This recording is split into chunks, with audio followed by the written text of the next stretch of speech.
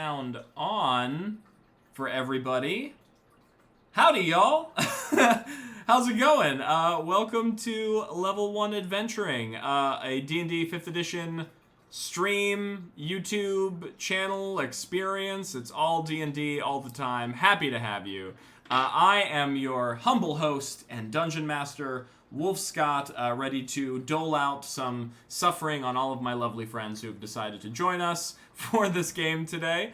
And I think I will pass it around so everyone else can announce who they are and what they'll be doing today. So take it away, Kimani. Hello. It's Kimani, your soulful and charismatic bard in the city of the South. Believe that's me then, Garrett. I'm Yoan Byrne, our hapless wizard. Hapless. Hi all, my name is Amber, and I am I didn't come up with adjectives beforehand. Our sneaky and stealthy rogue, Nadara. Accurate. And hey y'all, I'm Zach. I am your dragonborn fighter, Zorvarax Verduke, who sometimes has to figure out what's actually going around him before he says things. And I was born and I am half orc. Druid, half orc. Gray, eating smells like dirt. Girl, a few words. Girl, a few words, except has to say half work a couple of times, so it adds up. It sounded so foreign to me when I said it. Is this right? Yes. So welcome. That is our adventuring party, and this is our adventure. Trying to think of what else I should say. Oh, thank you for joining us in here. Make sure to follow us on all the socials. I think right now we're sitting at 66 followers on Twitch, which means the road to 69 is just 3 clicks away. So help us, help us get there, and if anywhere, help us get there. What else should be announced? Oh, the Patreon is live, which is very exciting. There's a couple of cool Patreon benefits to any of those who'd like to partake. Our goal right now is to get $6 a month in stream, so I can help pay for D&D Beyond subscription for all of these lovely people that you see here, so they can digitize all their character sheets and just make their lives easier. That's what I would like to do for everyone.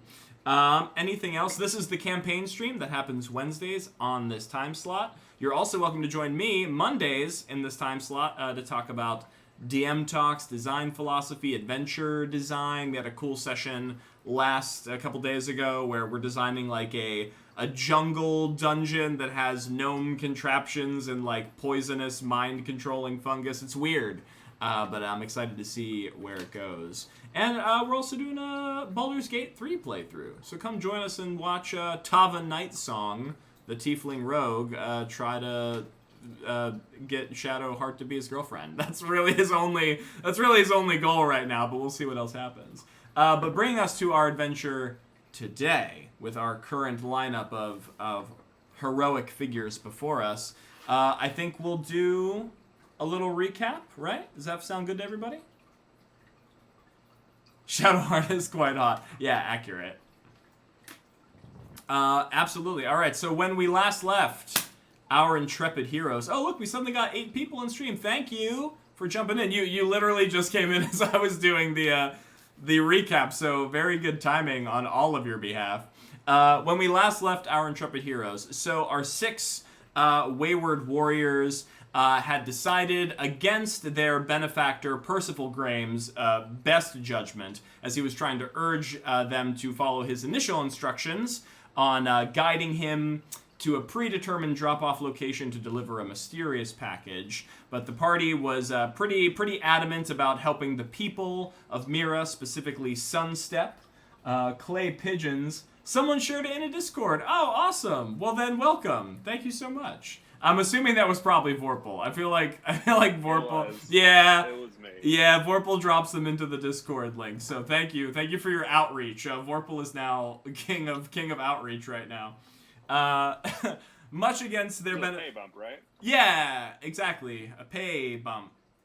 Because the benefactor Percival was trying to urge you guys to help him deliver a mysterious package to an organization called the Valiants, who you found out are an order of itinerant knights but you decided that in your best interest was to help the people of Sunstep, which is the current area, the tract of land of the realm that you are traveling through now, that it would be beneficial to help them defeat a certain menace by the name of Corpse Eater. Corpse Eater is from what you ascertain, a Gnoll Shaman of some power, who has slowly but steadily been growing her pack and influencing more of the lands in Sunstep, attacking hapless villagers and just generally causing a nuisance, which you got to experience firsthand as some of her pack ambushed the roadside tavern, Onathi's roadside inn that you were staying in just nights before.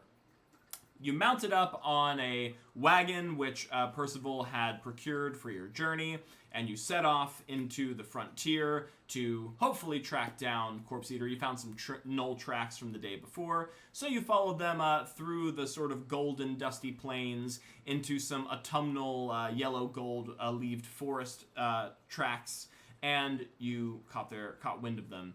Unfortunately, it seems like the direction you were headed was towards an outpost by the name of Cerncestors, kind of like a trading hub for people within the land of Sunstep, and you were hoping that because they are such a well-traveled location and there were Gnoll tracks nearby, that perhaps someone would have caught sight of them, been able to give you some information. Sorry, I'm just checking my stream notifications there. Okay.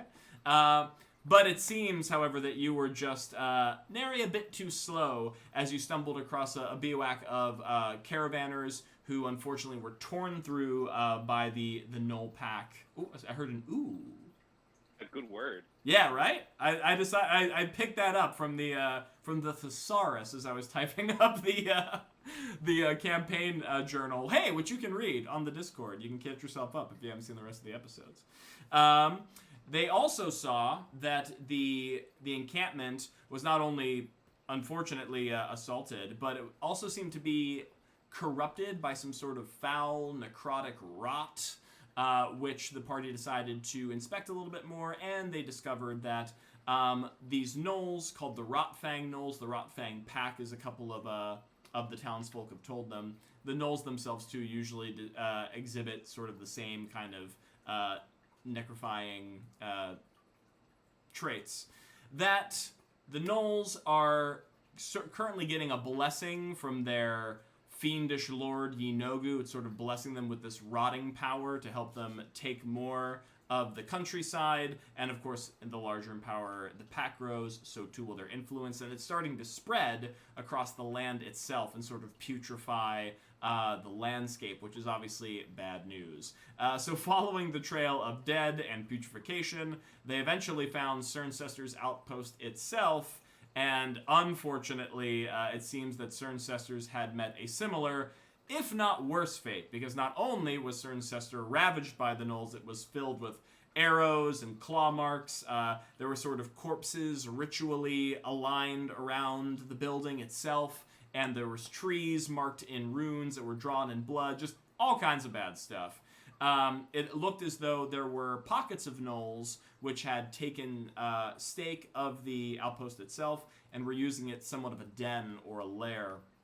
The party did some reconnaissance, got a rough idea of how many of these bad beast folk were hanging around, and then decided to try and have a plan of attack, which mostly ended up being half of the party trying to sneak their way closer and perform some skullduggery and sneaky magic, while the other half, that being Musadi and Zorvarax, proudly announcing their appearance and wading into the fray and sort of daring the gnolls to attack them. Thus began our combat, which has been raging for about a session and a half now. It's an uphill climb. The party has to stride their way up this hill. There are wooden barriers that used to be windshields, which are now very convenient arrow platforms for these gnolls. So they had to fight through hails of arrows and just league after league of gnoll as the pack kept rushing to the field every other round. Eventually, they'd cut through enough of the sort of rank-and-file Gnoll scouts that two much burlier honor guard gnolls bearing large shields, which were covered in what appeared to be like human remains, like hands nailed to the front of the shields, then showed up, started coordinating some efforts and attacks with their party, and just when things started looking up, all of the gnolls perked up their ears and did a monstrous howl in unison as they all turned their heads, and Corpse Eater herself had taken the field. Corpse Eater being dressed in tarnished black leathers and furs, splattered in blood, wearing human bones and fingers and teeth on necklaces around her neck, pale white fur, blazing red eyes, and of course frothing with necrotic ooze at her lips. Just all around, just giving off badass, right? Slaying, giving badass.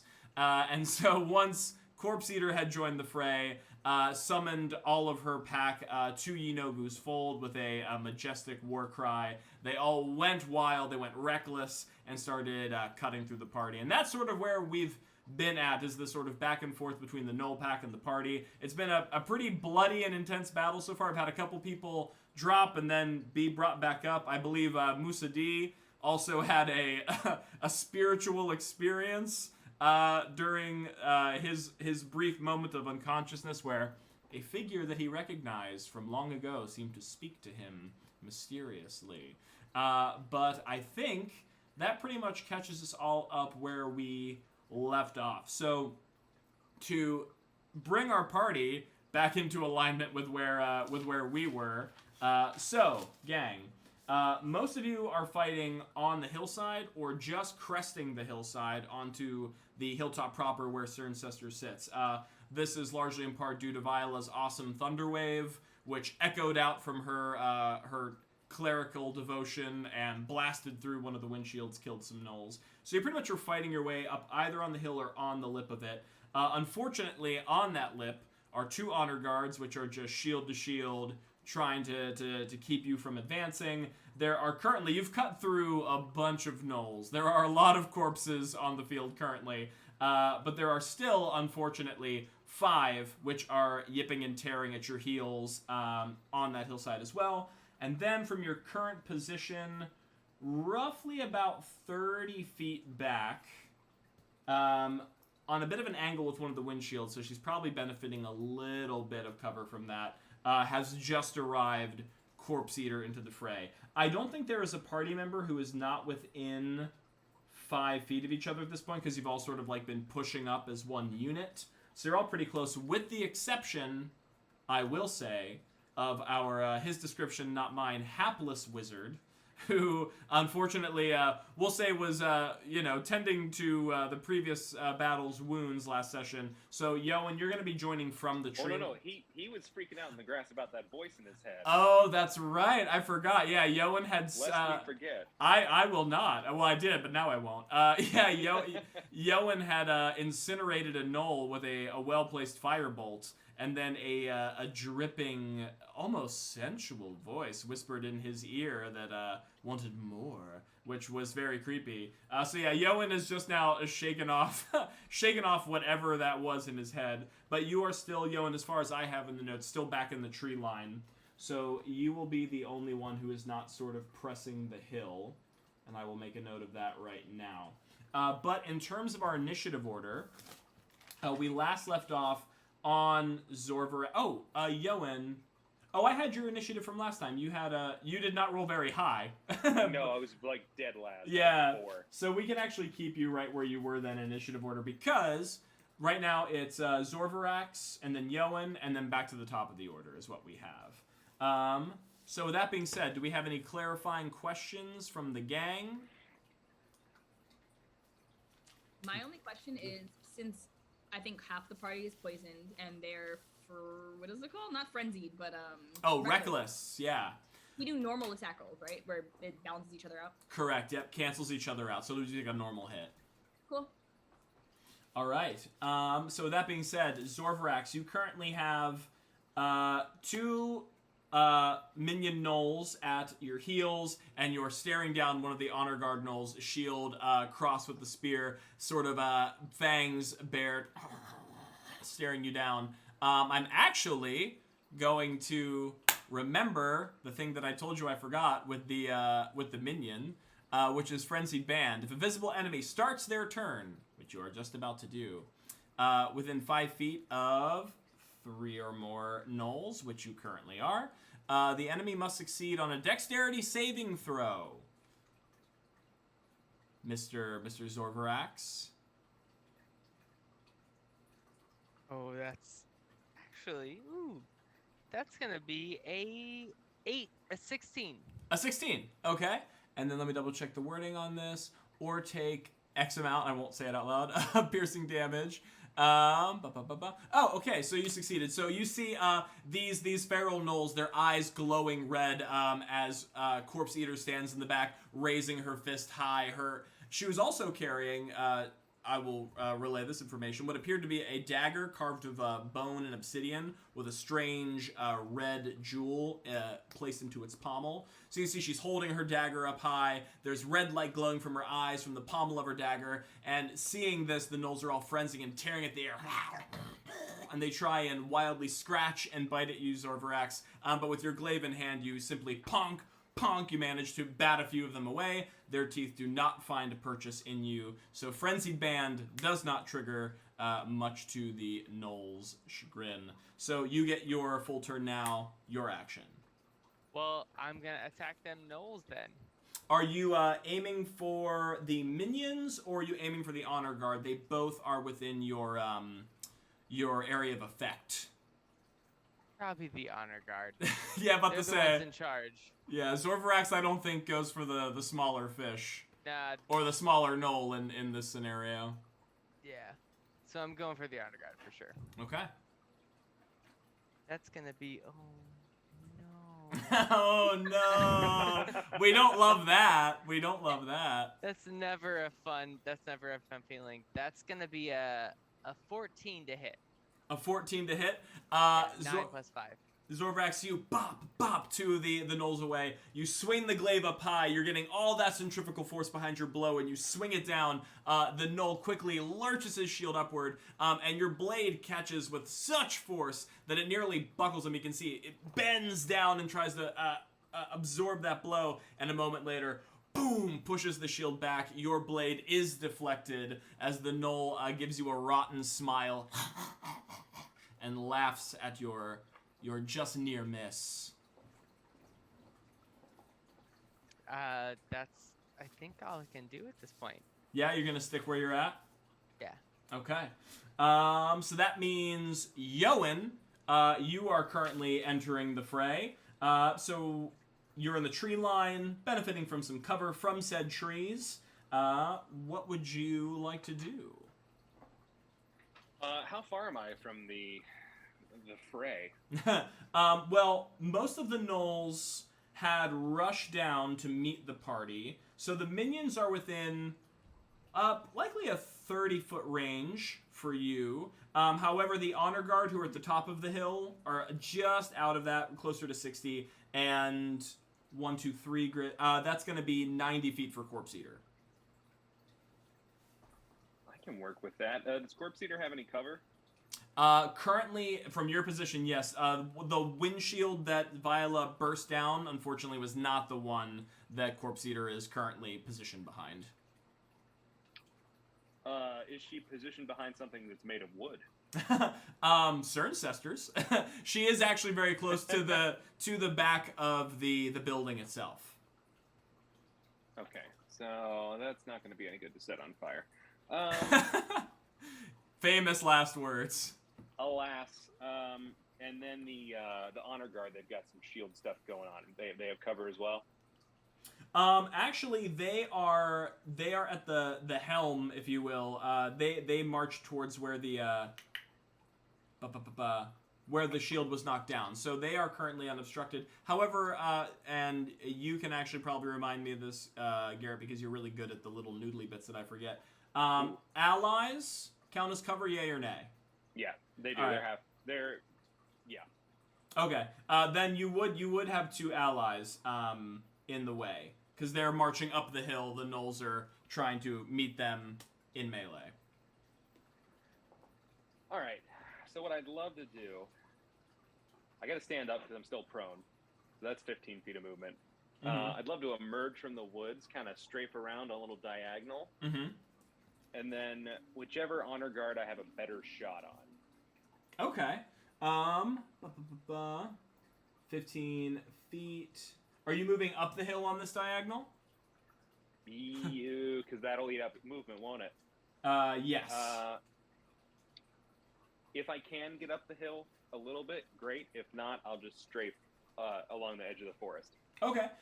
The hill I've been treating as difficult terrain, so Right. spending 15 will get you halfway, right, or maybe a third of the way up. Close enough for firebolt. Yeah, That's all I need. That's all you need. Okay. Yeah, and I would say honestly, either of the honor guard would probably be equidistant to you at that position. So really, you have one honor guard which is mainly squaring off with Zorvarax, and you have one honor guard which is mainly squaring off with Nadara, because Nadara kind of crept. Oh, the Nadara one then. Okay. Also, thank you, Little Jeezy, for saying awesome background, GM. I bought it. Bought it for like $40, I think. It was not expensive, but it is effective. Wow. Oh, wow to my $40 or wow to your roll? Both. Oh, the roll wasn't a roll, it fell. Got you, yeah. Thank you. Last question. Are the honor guard reckless? Yes, they are. Great. I'm going to roll with advantage because I'm not poisoned yet. Yeah. Keyword. Oh, nice. That's a 19 to hit. Ooh, a 19 to hit will definitely hit. And that is 8 fire damage. 8 fire damage. Do some math. Yoan, tell me how this honor guard meets death under the flames of your magical might. There's a little bit of a sound from the brush first, of like, come on, all right, here we go. A big rustle as he jumps up, bursts from the woods, sees the honor guard on Nadara. He gathers a motive flame to his wand and goes, ha! Sends it flying across the field, and it sounds like it kills him, so it basically hits him right across the face, melts away, flesh down to the bone. Ooh.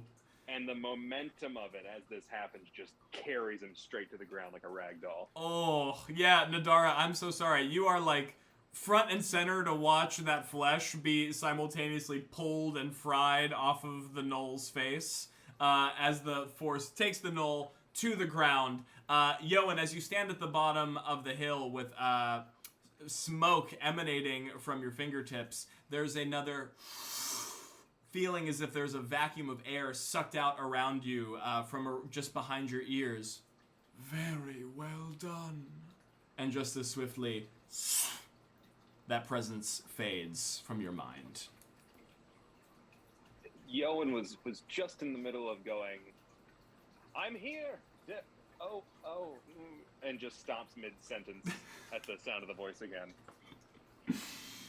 The honor guard now collapsed into a burnt husk at Nadara's feet. You moved, you cast your firebolt, Yoan. Is there anything else that you would like to do for the turn? That's it for me. Okay, absolutely. So we're going to go back to the top of the order. So, Musadi, that is you, and then on deck, Nadara shall be you. Okay, so I'm still laying on the floor. Is blue close to me, and how many Gnolls are close to me? Yes. So, yeah, you are within 5 feet to Zorvarax. Currently, because you guys are next to each other, you currently have 3 minions who are around you. Zorvarax has 2 in the honor guard. Okay. If I attack from the floor, one of the Gnolls, I'm assuming I roll at a disadvantage because I'm still prone. Correct, but because the Gnolls are currently reckless until Corpse Eater's coming turn, it would actually be just like a flat normal roll. Okay. Can I try to do a cool windmill stab? Can I try to windmill the Gnoll and then stab up as it's falling to see if I can kill it? Yeah, absolutely you can. So you kind of want to do like a stand and a slash at the same time? Right, so like I want to windmill up to try to trip it, and as it's coming up and as it's falling, I'm coming up, I'm gonna try to stab it. Okay, I love it. Okay, that's 16 plus 4. That's 20. 20, okay. So once again, I'm going to make a note of that. because I don't want to rob you of that hit, but I also just announced that I was going to be paying attention to this minion ability, which I did not do, so I'm going to do that first. Frenzied Band. So you're starting your turn within 5 feet of a couple gnolls. Give me a dexterity save first. Oh, but this might actually be... If you're prone, does that affect your dexterity saves? I think it does, but I just want to make sure. Also, thank you for the new people who just joined us in stream. Actually, no. Strangely, it does not. So you can make your dexterity check unaffected. Okay. That is a... That's a 6 plus... That's 6 plus 4, so 10. 10. You have 3 on you. Ooh, okay. Unfortunately, Musadi, I might... That hit might be a bit too slow. Lauren A. Kennedy. Oh, thank you. Oh. Giving smiles to the chat. It would be a... 10 is just too shy to meet the Frenzied Band as they yip and they tear at your heels. You suffer 3 points of damage. I think I'm only at 2 HP right now. Ooh, that's what I was thinking. Okay. Damn. So does my hit still go through? No, because this would have triggered at the beginning of your turn. Oh. Yeah. So then, and me being now at 2 HP, like, because I think I was at 5. I really actually can remember. If I'm at 5 and I just took 3 shit, I'm at 2 and my attack is canceled. If it would knock you out, yes. If you would still be conscious, then you could strike through the damage. I think I was at 5, but I think it'd be cool if I got knocked out again. So I think I'm knocked out. You know what? I love your honesty, and I love that you give yourself a point of inspiration for willingly putting yourself in the grave.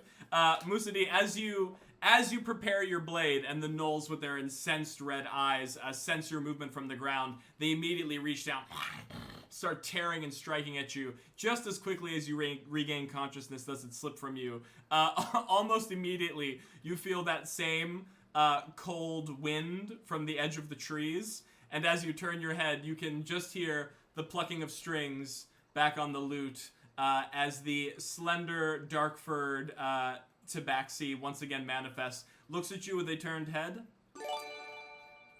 Ooh, we just got a something or other. Oh, gifting 1 sub. Aw, thank you so much. You can see the fingers twiddling on the lute as he looks at Musadi. So soon, Musadi Alisad.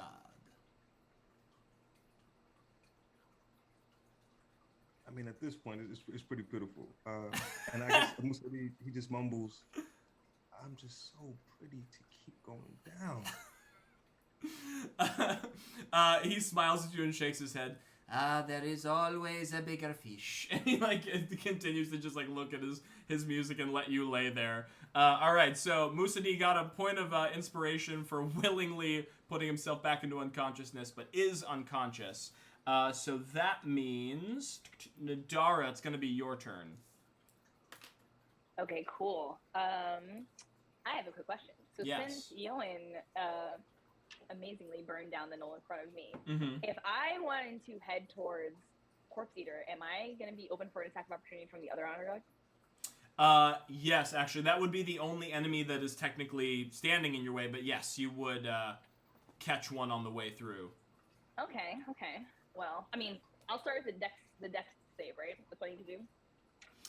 For an opportunity attack, unless you have a means of, what do you say, avoiding it, like disengage or something like that, it will trigger regardless. Oh, no, I meant for the frenzy, the minion thing. Yes, thank you for reminding me of that. But you actually don't have any minions on you right now, so you are unaffected by that status. Beautiful. Okay. So there's the honor guard. I think you said there's 5 minions still on the field as well. Correct. Where are they? Those are on Zorvarax and Musadi, so if they would be to your right. Okay. Also, I think we hit a commercial break. Oh, okay, sweet. Yep. We love that. Make those $1 a cent at a time. This gives me time to think. Yeah. Let's see. Yeah, I just want to put it out there. I have 9 HP, so this is going to be a reoccurring theme. Just so you know. I mean, This is first level. yeah, This first is level. first level, bro. Yeah. Yeah. Wait till you get a few more points under your belt. Yeah.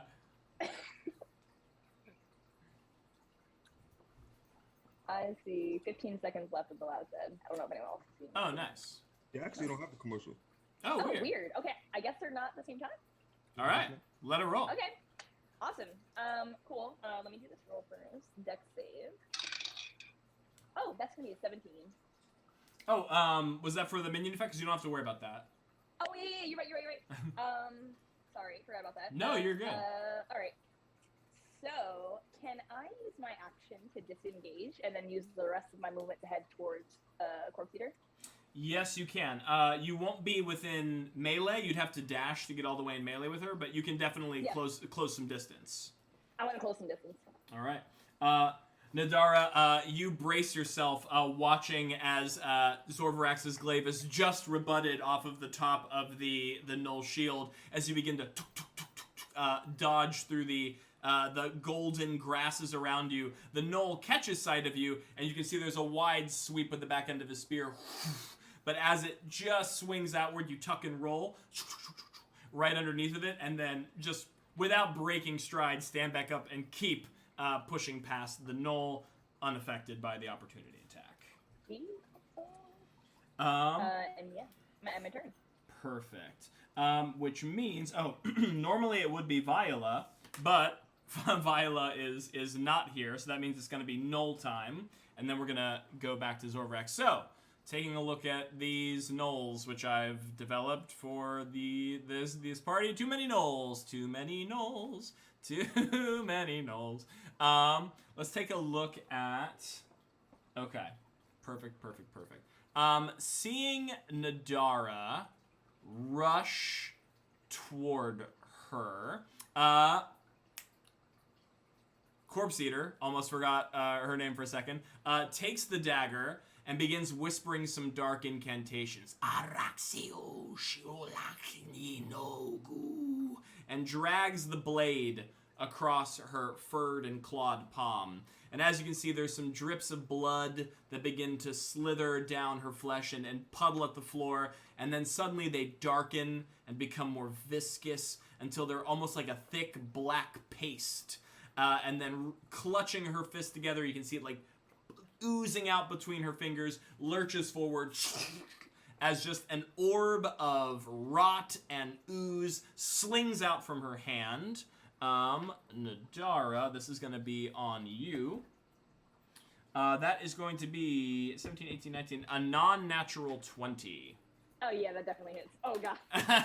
Should have stayed back. Nadara, you catch this orb straight to the chest. It splatters across your armor with a sort of sizzle as you begin to feel just a corrupting presence laying on top of your flesh. You are going to suffer, doing my math, 4 points of poison damage. Okay. All right. Still alive, y'all. And then seeing you draw near, she's going to take a few steps back. So she can kind of position herself in between the little, I mentioned there was Cerncester's Outpost, the proper building, and then there was like a side carriage house. There's a small lane, like a little pathway between them. She's going to position herself in such a way that she's in front of the lane, but she shoots out. The Honor Guard, seeing Nadara break for Corpse Eater, would obviously rush to his master's aid. So, Zorvarax, this is going to provoke an opportunity attack as the Honor Guard... Take it. As the Honor Guard sees Nadara, just misses with the spear, and then readies it to rush after her. That's gonna be a 24 to hit. Ooh, hot Let's go. dang. Yeah, that's what we call a hit in the biz. Oh yeah, baby. So, an 8 damage. 8 damage. Perfect. Zorvax, you take a wide swing with your glaive. Just being bounced off the shield, you bring it back down. Manage to catch the gnoll in the back as it turns its head away from you. You can see some of the buckles and leather straps that it is procured from stealing equipment from Sir Ancestors burst under the weight of your strike, and you catch flesh. The gnoll releases a wail of pain, but it is still standing and manages to break forward for Nadara. Nadara, the gnoll, being reckless, is going to attack. I'm gonna roll here with advantage, which is going to be a grand total of 14 to AC. That is my AC. Oh my! I'm sorry. As you are just being ricocheted off of Corpse Eater's blast of necrotic energy, you hardly have time to catch your feet as suddenly a spear point juts up from behind. You watch it pierce through the back of your shoulder. As now red blood mingles with this strange black slime, you suffer 3 points of piercing damage. I'm hurt, but I'm still alive. All right, so that was the Honor Guard. That was Corpse Eater, which means the minions now. Well, Musadee is down, which means these 3 minions no longer have any reason. Well, I mean, I guess I could be a jerk and say they just tear you apart, but I won't, because they have bigger enemies to face. As the 3 quickly draw on Zorvarax. So Zorvarax, you had 2, you turn your head, and the 3 that were around Musadee just pile on. And let's take a look at these minions. Perfect. They are still reckless, so you can hear them howling as they draw nearer. Oh, actually, yeah, this would be the last turn that they're reckless, because Corpse Eater acts on their initiative. After this, they'll be done. And then I'm looking at the wrong stat block. That's a Corpse Eater. I shouldn't do a Corpse Eater attack on you, Zorvarax. That seems unfair. I'll do a regular Gnoll attack on you. I'm not the DM, but whatever you feel is right. Whatever. I agree. Don't do a Corpse Eater attack at Zorvarax. I mean, it sounds like you're kind of telling me I should. Like, it seems like you're arguing against it. No. Okay. Okay. But even with that this last bit of advantage, it doesn't look that impressive. Knowing your formidable AC. Doing some math here, so that is going to be. Wow. Wait. What am I looking at? I've written like so many notes on this. Yes, that is going to be a 15 to AC, which I don't believe breaks you. Nah. All right.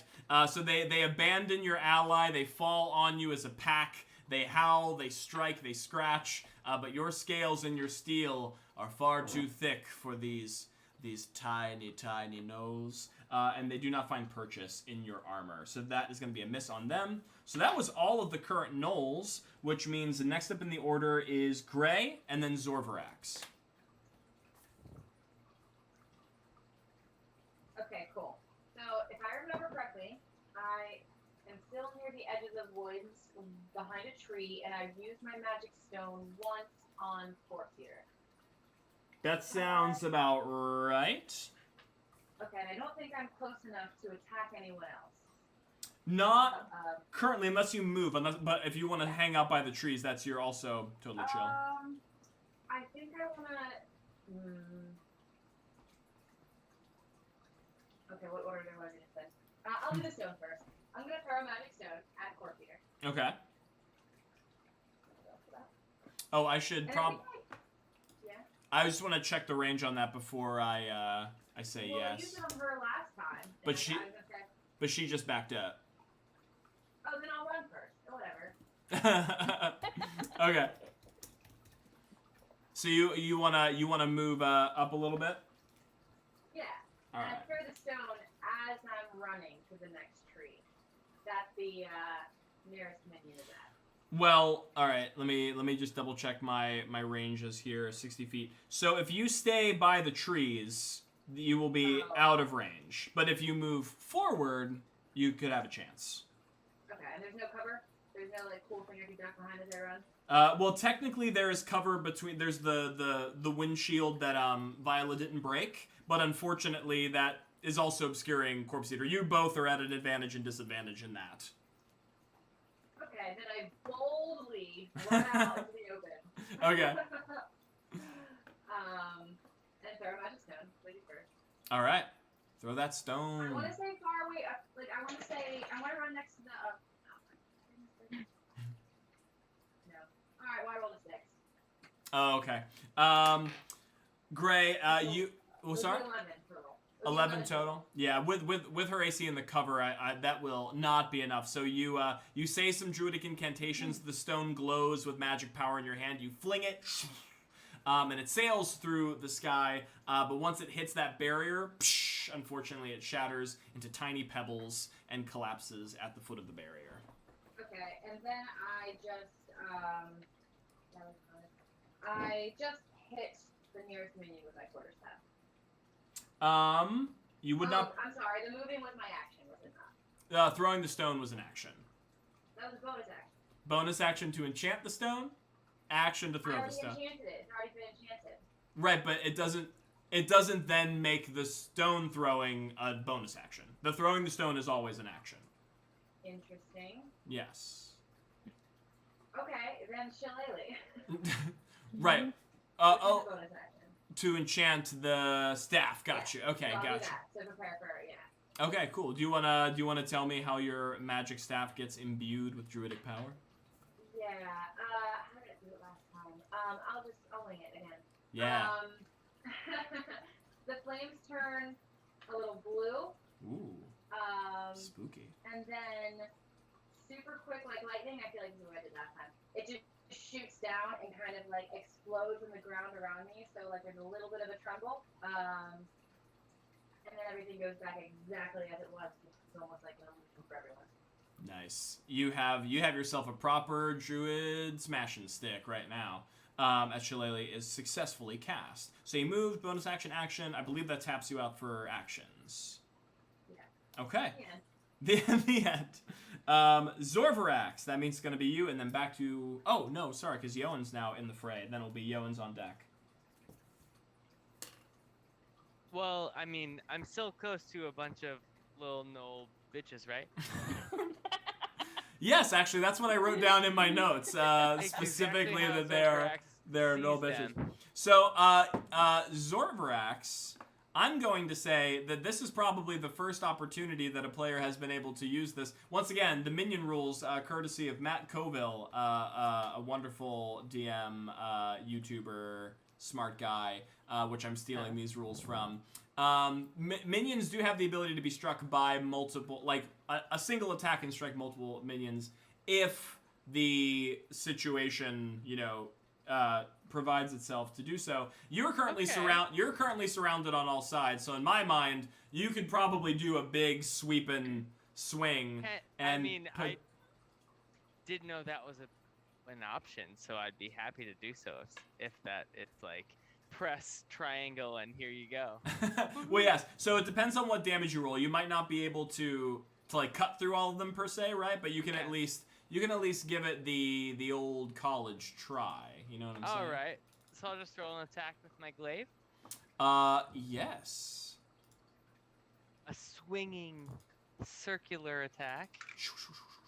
Ooh, that's gonna be a 17 to hit. A 17 to hit? Plus 5, yeah, baby. All right, and then roll for damage, and then I believe I will calculate the rest of it. Okay, that's gonna be 6 plus 3, so 9. 9 damage total. Okay, so you swing with great force, Zorvarax. Windmilling the glaive around your body, you drag it through the belly of one gnoll, who instantly bursts at the seams, just innards and fur busting out. As you swing to hit the second one, you manage to catch the tip of it with the blade itself, but unfortunately all you do is shave off a chunk of armor. You do not actually get into the gut of the gnoll. Had the damage been a little higher, maybe you could have, but unfortunately with that damage total, it just strikes down the one. Did my best. You did your best. But that is one gnoll slain. Absolutely. I'll take it. I was a bad DM.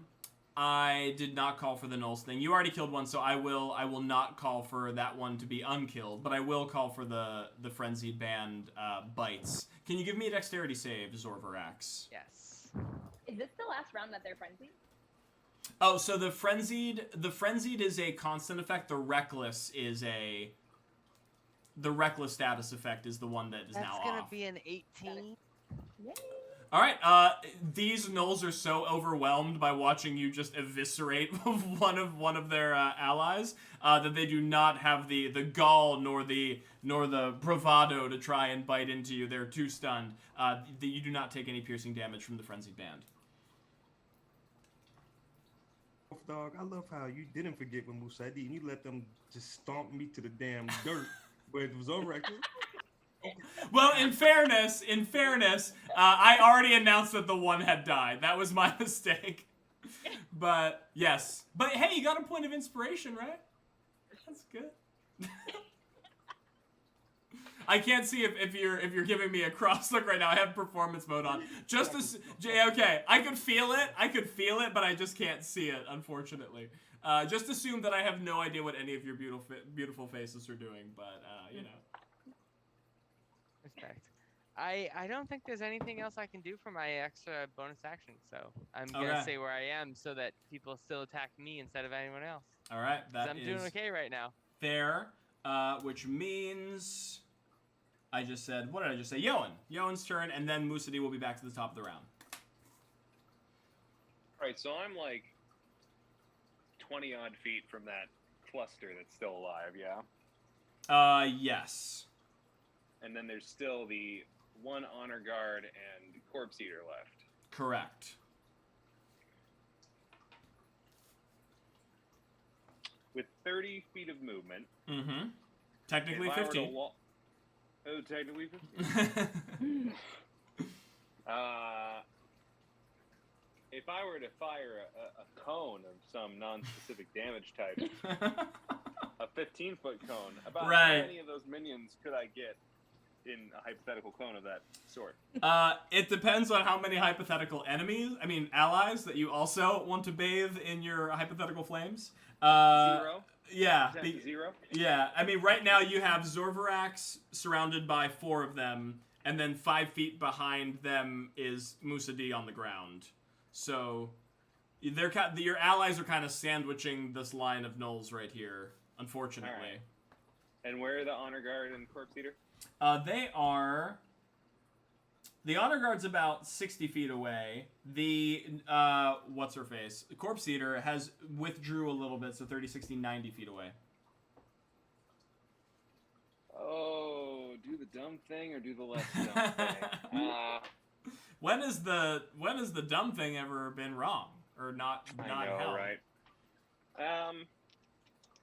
Is everybody still reckless? No, that would have ended this past corpse eater turn. Alright, I'm gonna fire. Is there a minion that is not behind any sort of cover? Yes. Great, I'm gonna shoot at that one. Okay. Heck yeah, 17. 17? To hit. That is definitely a hit. You can roll for damage. That's gonna be 4 fire damage as Yoan gathers another mote of flame to his wand and just heedlessly fires off another bolt, crossing his fingers that the voice will not come back. Yoan, a mote of flame strikes outward, catches the gnoll in the broadside as it is focused on trying to tear down your mountain of a friend, Zorvarax. Too late to have a blazing crater carved out in its throat. It falls to its knees, one hand on the ground, then completely falls flat. And there's a moment where you're holding your hand high, the sounds do not accost your ears, you're feeling safe, and just as you begin to bring your hand down, you hear... and then it fades. It's nothing. It's nothing. It's nothing. Yoan's feeling pretty good about his position. Yeah, that's end of turn. Okay. Brings us back to the top of the round. So Musadi, you're once again hearing the twiddling of fingers of your friend, watching you lay on the ground. Your friends, they seem to need you. Listen, this time Musadi's face first on the ground. I'm not saying a goddamn thing. No more little quips, nothing. I'm face down. I'd not like you to be so silent, but I'll let you think on it. As he goes back to strumming.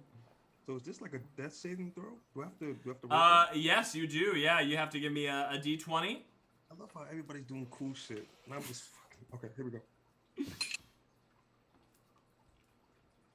Yeah, that's a 7. A 7. All right. Musadi, your allies watch as the pool of blood begins to thicken around your body as you begin to feel yourself slip further and further. And strangely, the area around you, as your vision begins to blur and you're seeing sort of less and less of the world around you, the tabaxi almost begins to even further materialize and give you just a coy smile. Again, I'm face down in the dirt. So all right, so Musadi is currently not looking so hot. Nadara, that's gonna be your turn. Okay. All right. So I had. How far did Corpse Eater move from me? I know she moved a little back. Yeah, Corpse Eater is currently 30 feet away from you since you moved up. Unfortunately, you also now have the Honor Guard at your back, who has just pulled his spear from your shoulder. All right, cool. Since he is right there, I'm gonna turn around and I'm gonna try to dagger him. Let's see. Do I have to roll for the frenzy dex save there? No, that is only. Frenzy. Oh no, you're right for the frenzy, but but that only is for the minions. So the Honor Guard, you're cool. Perfect. Okay, cool. Perfect. Dagger, please. Oh my god, I roll so bad all the time. Alright, so that was a 12. 12.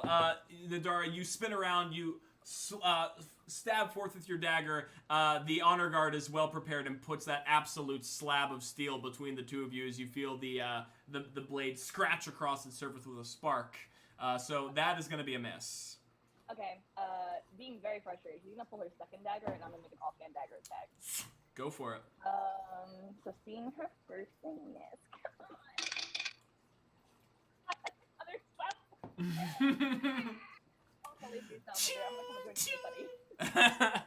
There are orange sparks flying off of the shield as the gnoll braces against each one, and as you find yourself back in fighting position, the gnoll just glowers at you with a snarl, ready to strike.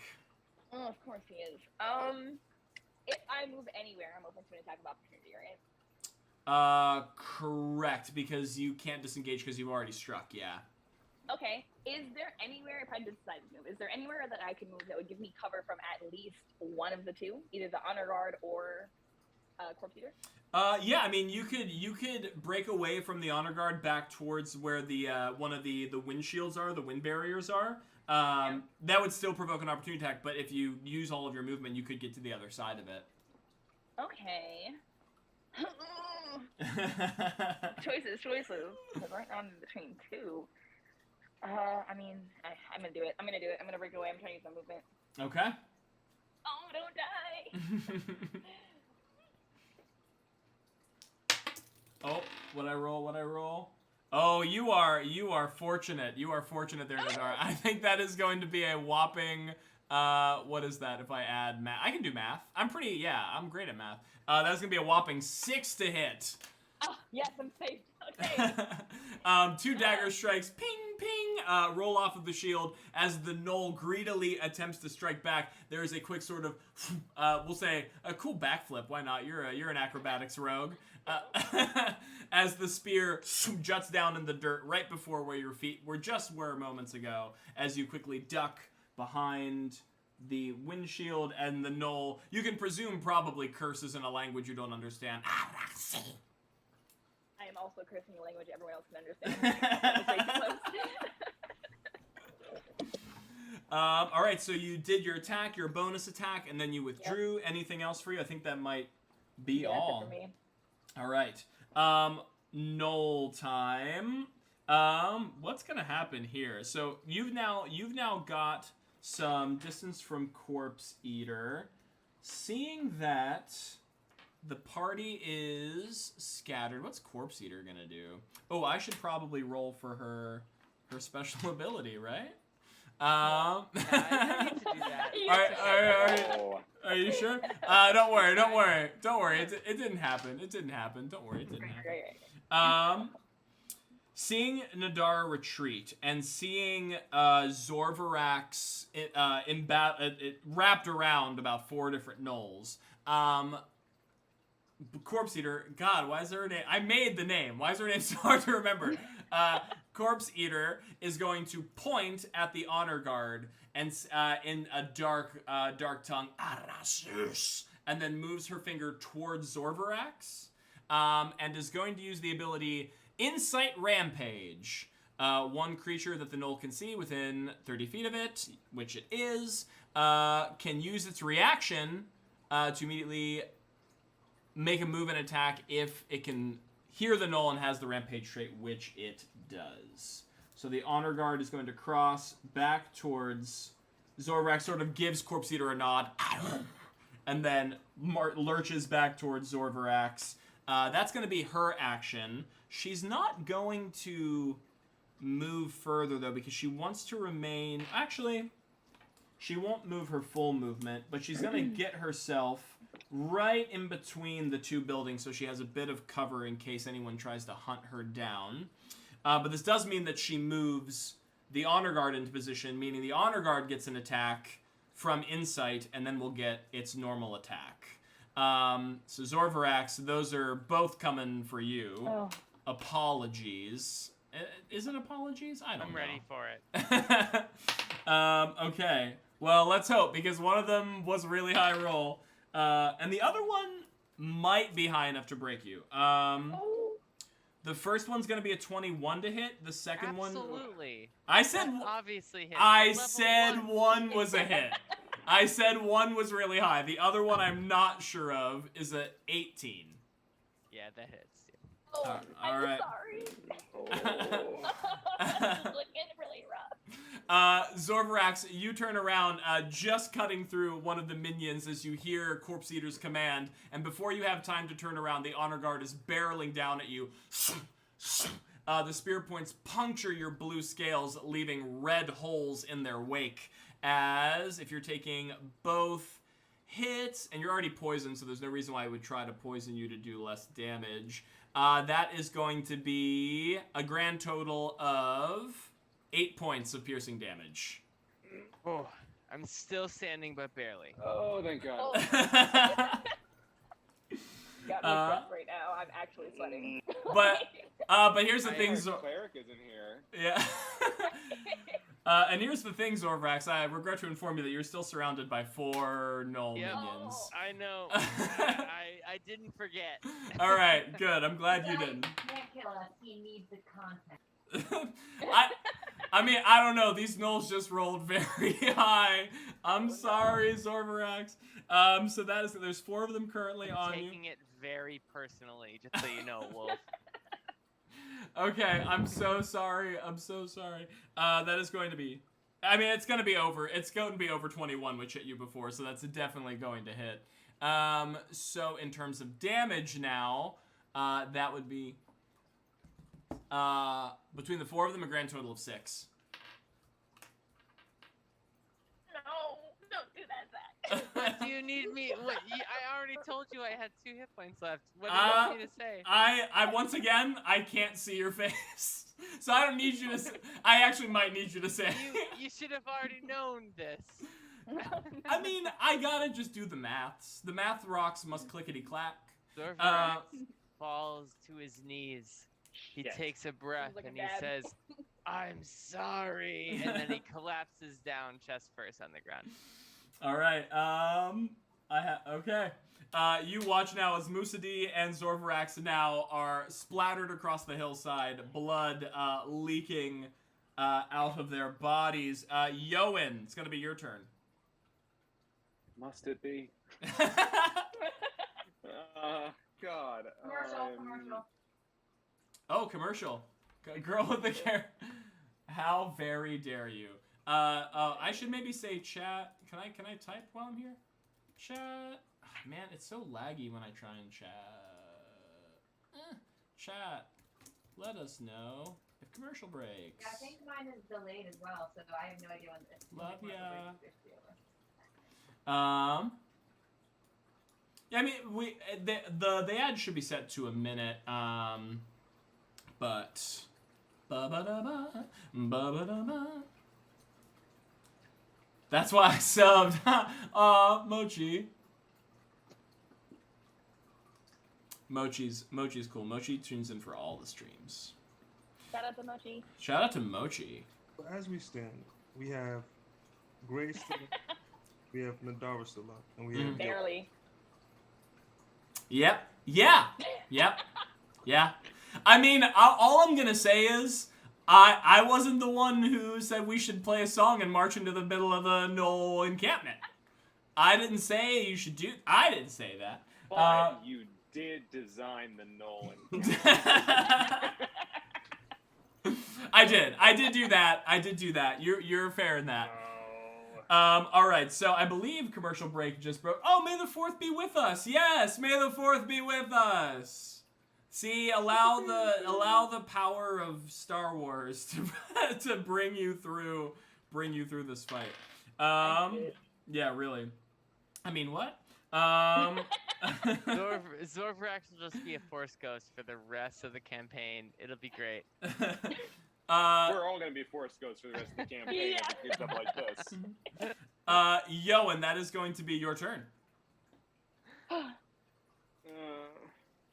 Okay, what is if I do indeed move closer to that pack of gnolls? Mm-hmm. What is the most gnolls I can get with burning hands without hitting a friend? I mean, once again, they are. You have allies on either side, but I guess the allies are prone, which, if you maybe angled it, I can do that. Yeah. Because it's a cylinder. Yeah. I would probably still. It's a cone, not a cylinder. Yeah. I mean, I would say I'll probably still make you do some sort of roll just in case, but I mean, I would potentially say, yeah, if you angled it up in a way, that could probably help. Or it could front. Or you could what? Yeah, you could force a death save.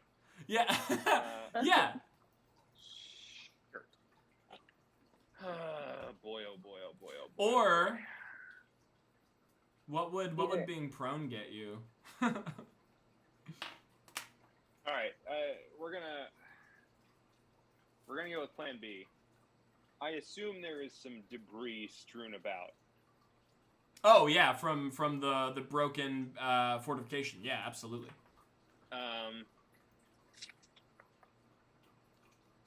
Okay, I just gotta pick who.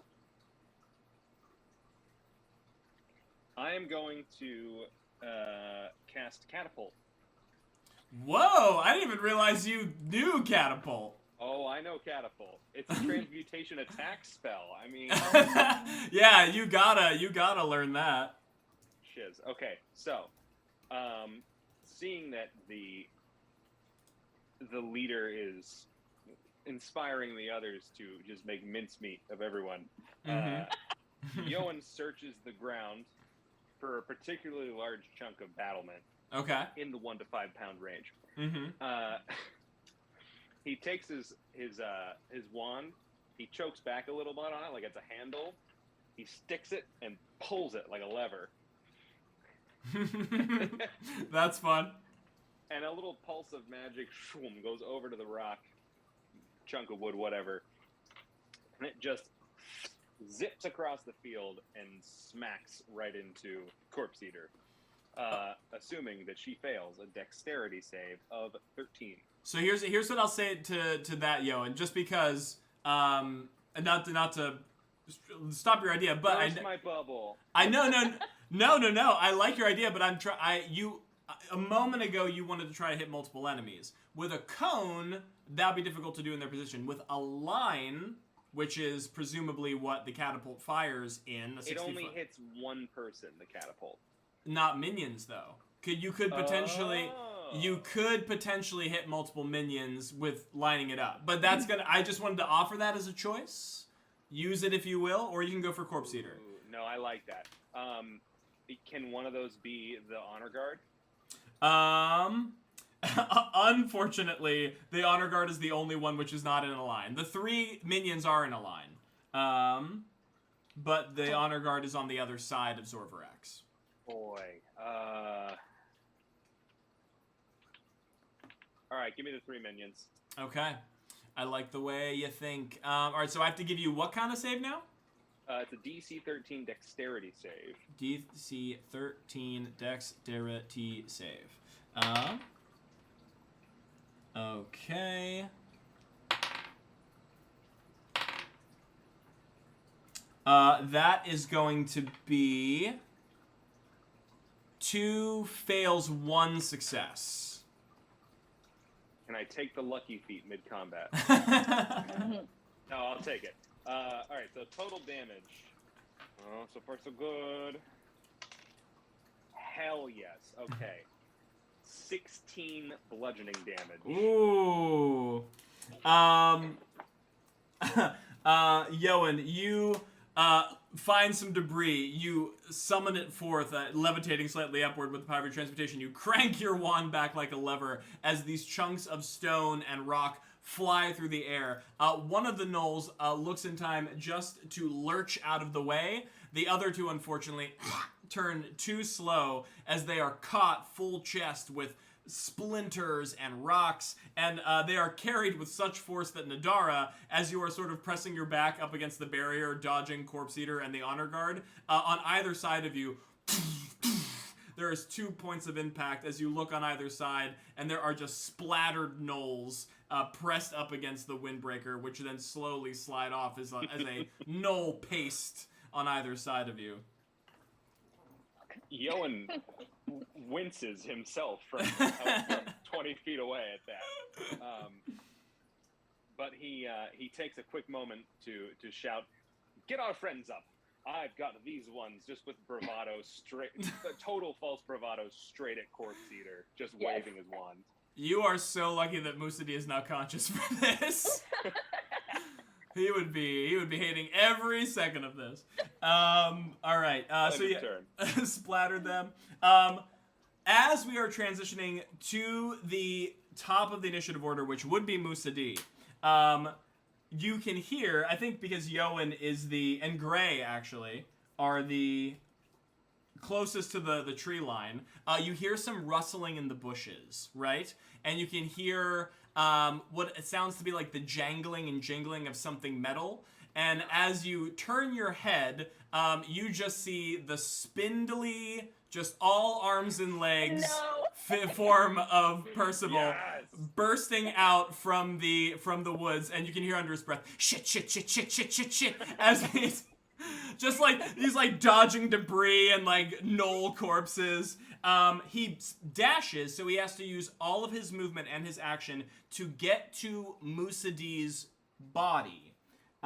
He gets to Musadi's body, and he begins feverishly rummaging through his pack. It's like, where is it? Where is it? I knew I brought it. I know I brought it. Where? And you can hear the tinkling of glass.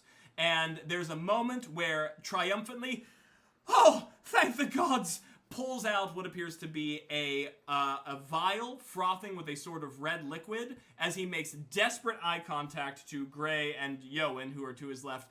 Keep them busy! As he's trying to, uncork this thing with shaky, rattling hands. That's all he can do, because he had to use all of his movements to get there, but he's currently it appears to be rushing to Musadi's aid. Protect them, y'all. Please protect them. Please. That's my 3 HP. Speaking of Musadi, you have a roll to make, I believe.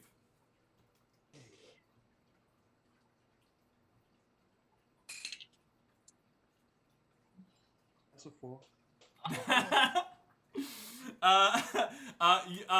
You can just see Percy's eyes widen with fear as just more blood begins to pour out of Musaddi, touching now the knees of his pants as he's like just struggling. Just a few more seconds. Come on.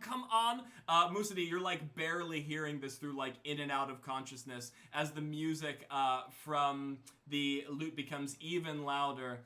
It seems we will not be separated for too long. You can hear the song echoing in your ears as you slip closer to death, but you are not quite taken.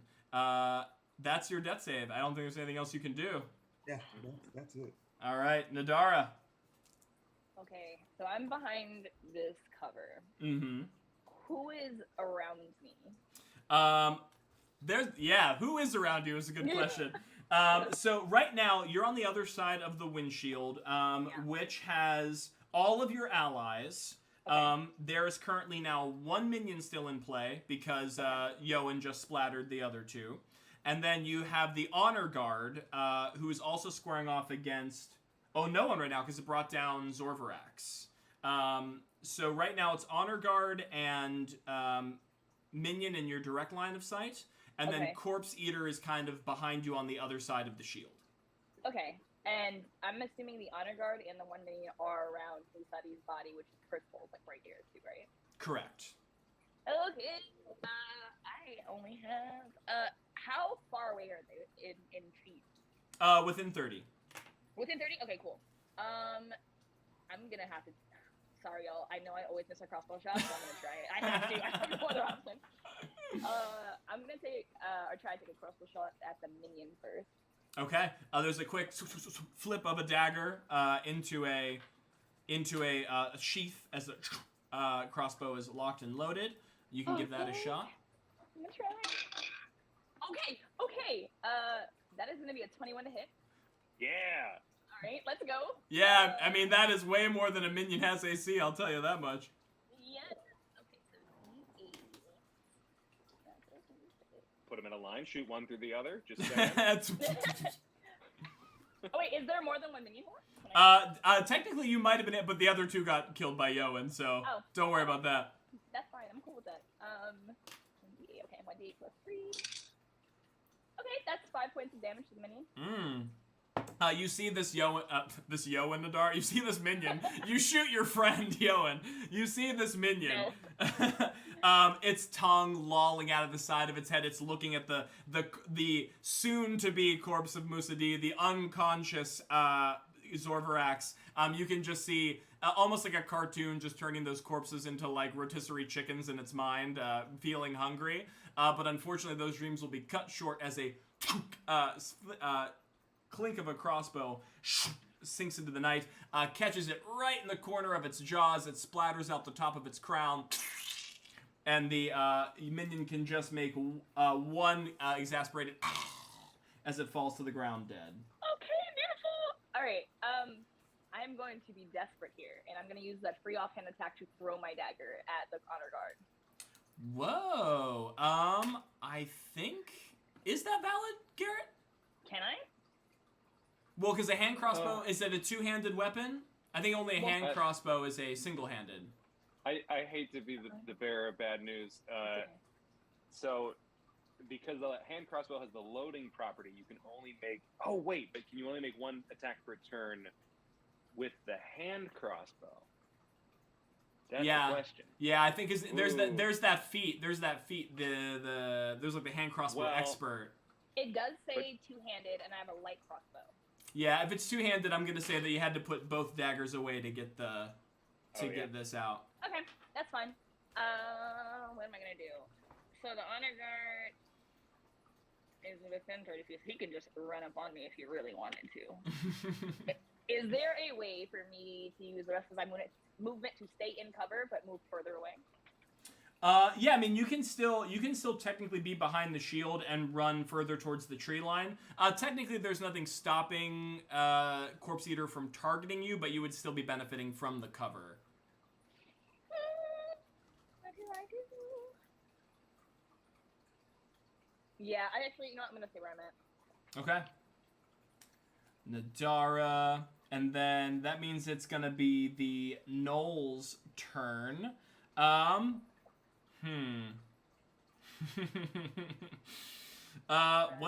does Corpse Eater do? There's so many. I mean, as bad as it's looking for the party, the Knolls aren't looking too hot either.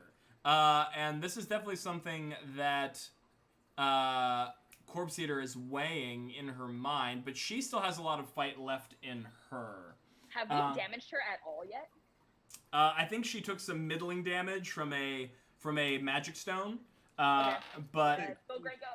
Right, yeah, Gray's pop rocks did damage, I think. But I mean, you can presume that there's still a lot of fight left in the shaman. She hasn't really been hit other than that. Yeah. But her minions are few and far between at this point. Gonna roll for her special abilities. Don't worry about it.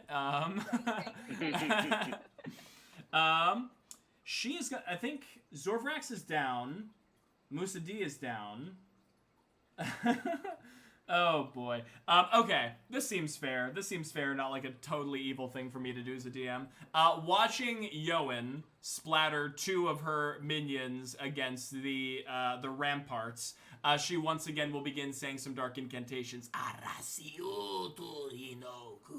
And sort of cut into her hand. More shadows and black inky liquid bites at her fist as she raises back and releases that pulse of dark energy at you. Yoan, this is going to be a ranged spell attack to hit. I just lost that d20. That just got eaten into the ether, never to be seen again. But that one did not get eaten into the ether. That is going to be a 16 to hit. So it looks like a sure thing that this blast of dark magic is about to hit him. Whoa. But at the very last second, Yoan flicks his wand, and a golden, honeycombed globe of magic is summoned around him to deflect with an arcane shield. Heck yeah! Oh. Go, go.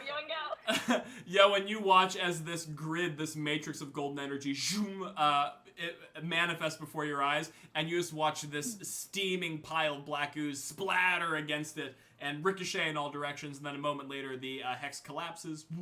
Oh, actually, no, it remains for a round. Yeah, it remains for a round. So yeah, so you just watch. I guess you then watch it slowly slide down the honeycomb until it drips into the floor, and you can watch some of the grass beneath your feet sort of putrefy as it touches it.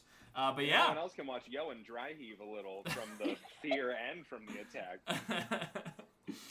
So that was Corpse Eater, which means Honor Guard is the only Gnoll that is left. Honor Guard is going to, seeing Corpse Eater try to pull back and having no allies, or I should say enemies, within a 5-foot range that are unconscious, is slowly going to draw back 30 feet. As it does, it is going to take aim on, seeing that now Yoan is enshrouded in a matrix of magical energy, is instead going to focus his attention on Gray and huck one of the spears with an overhand shot. Gray, this is going to be on... I almost lost that d20. Hey Gray, I am so sorry, but you know, every once in a while a critical hit does happen. We've only just begun. Gray, you watch as this Honor Guard, attempting to retreat to cover his beloved Corpse Eater's assault, throws one of these spears with such fervor and force that it catches you right in the gut, nearly burying half of the entire half of it into your belly as you suffer, doing some math, don't worry about me, because this is a critical hit, 6 points of damage. Okay. You're still conscious? Yes. All right, we love to see it. The Gnoll, and then after it, launches that one spear, it grabs, looks on the back. There's a couple javelins on its back as he pulls one up into its fist to make sure it's armed, but otherwise backs up No other effects. There's no minions to attack, so that ends all of the Gnoll's turns, which means, Gray, it's your turn. Okay. Am I by Nadara? You are within 30 feet. Well, technically, because you're running uphill, you'd be at difficult terrain, so you would be at 30 feet, but unless you dash, you can only get 30. And you're totally down, right, Nadara? No, I have 3 HBO. Zorvarax is down. And yeah, so is I think Musashi is being he's being Yeah, revived he's sort of by being- first he's level. being tended to. Yeah. So Zorvarax, is he downhill of me? No, uphill. Just barely, though. You can get there with a regular move. Okay. Obviously, I run him as BFF. And say, I actually don't say anything. I just kind of, in a strangely tender way, considering how like buff and strong Gray is, I just kind of stroke his cheek with the back of my hand, and then life kind of starts to pour back into him. Cure wounds, 1d8 plus. Okay.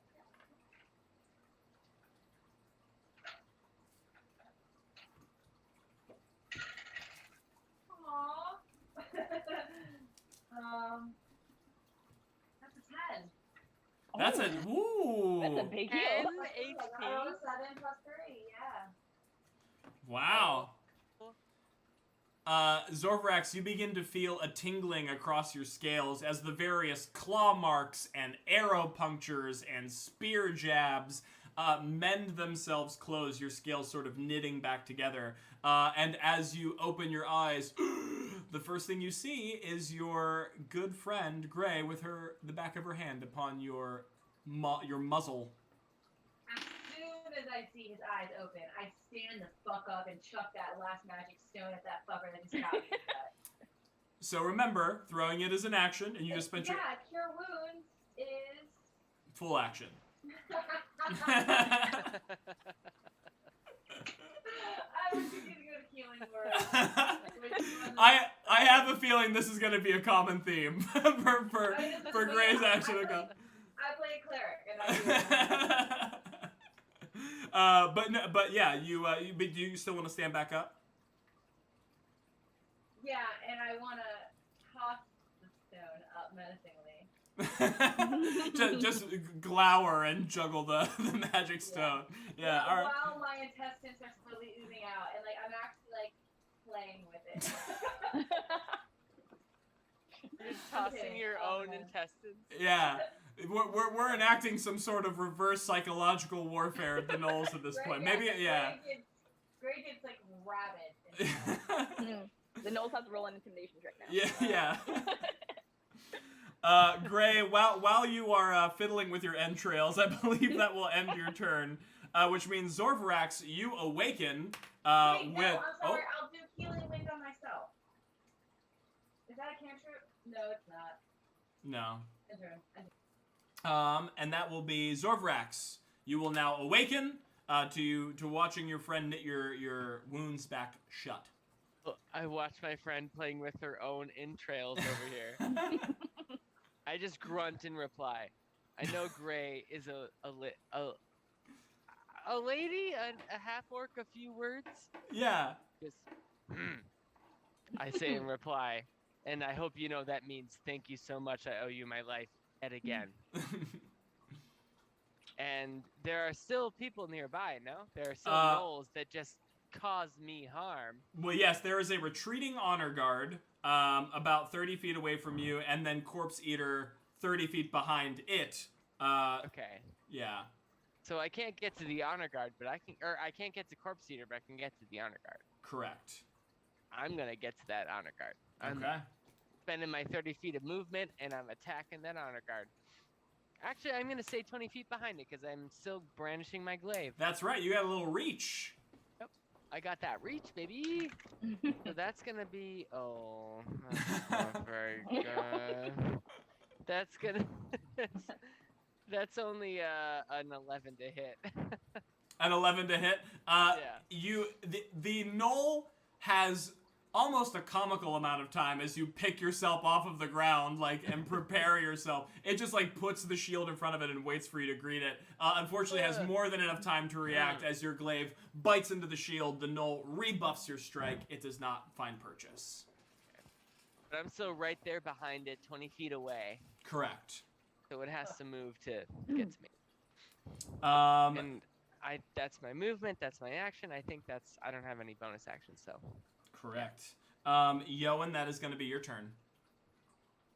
All right. I know the two remaining gnolls are making sort of a retreat. Yeah. Mm-hmm. How far away are they from Yoan now? 60 and 90. Honor guard corpse. Still. All right. Yeah. Oh boy. Yoan is gonna fire. He's gonna move uphill 15 feet. Mm-hmm. And he's going to fire off a firebolt at the honor guard. Got you. Ooh, 14 to hit. 14. The shield is still firmly in place against Zorvarax's blow as the mote of fire fizzles out against its iron sides. Sad. Yoan yells, get the rest up. Stop at least the guard. Devastate her numbers. Excellent. And that's all for you, Yoan? That's all I got. All right. Percy, just trying his hardest with this bottle, his fingers fumbling, and you get almost like turning the flask over in his hand, finally manages to get a good grip on it. Well, down the hatch, friend, and sort of pinches Musadi's nose, takes his action to put the flask to the lips. You can see the liquid pour down Musadi's throat, and moments later, Musadi, you feel something stir within your gut as all of those wounds begin to slowly knit themselves closed as a potion of healing is administered to you by Percy, and you can you open your eyes to see Percy trembling, the oversized glasses on his face just magnifying the fear and awe in his eyes as he's staring down at you breathlessly as you regain 8 points of health. Ooh, big heal, big heal. And so Musadi Percy looking down at Musadi, whose wounds have now just been fused. Musadi, can you hear me? Are you still there? Are you with us? Can Musadi just grab his wrist, which is just viciously, and just say, "Thank you." Yes, you as you almost like watching you grab his wrist is almost like watching a zombie rise from the grave for the moment. Like you can just hear Percy like ha! As you grab him, and then realizing that you are in fact your old self. You're quite welcome. Now, see to it then, my companion. As it is now your turn. Okay. With that being said, how close is Corpse Eater from me? 60 feet. How far does my sleep spell go? Oh, yes. I forgot that you had sleep. When the DM forgets that you have sleep, it's a bad time for everyone. When the DM forgets that you have sleep, it's a bad time for 90 feet. So definitely within do range. it. Yeah. So, Do it. Go to Um, sleep. Go to sleep. Go to sleep. Go to sleep. Do okay, it. I'm assuming I'm on the floor. Is it an action to get up? No, you can just use some of your movement to force yourself onto your feet. Okay, so I'm definitely getting up this time. So I get up, and I want to use my sleep spell. Mm-hmm. Okay. So what do I roll for that? Interestingly enough, you are going to roll 5d8. And then whatever number that is the total number of hit points of a creature you can affect. So if you meet or exceed Corpse Eater's health total, then she will be forced into slumber. If whatever that number rolled is below her health total, then she can resist. Okay. And has Corpse Eater been damaged so far? Has taken some damage from a magic stone, yes. Okay.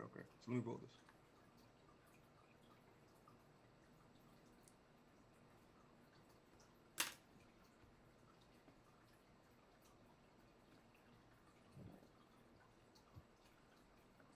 The tension in the air as you roll 5d8. It's palpable. This is my third one. Ooh. Yeah. That dice is jangling. Sorry, yo.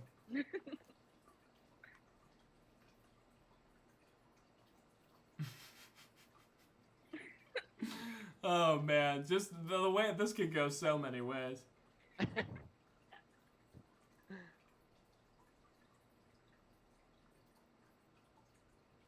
Okay, so I had to roll it 5 times, right? Mm-hmm. Guess let me do the math real quick. Oh no. I know. Like,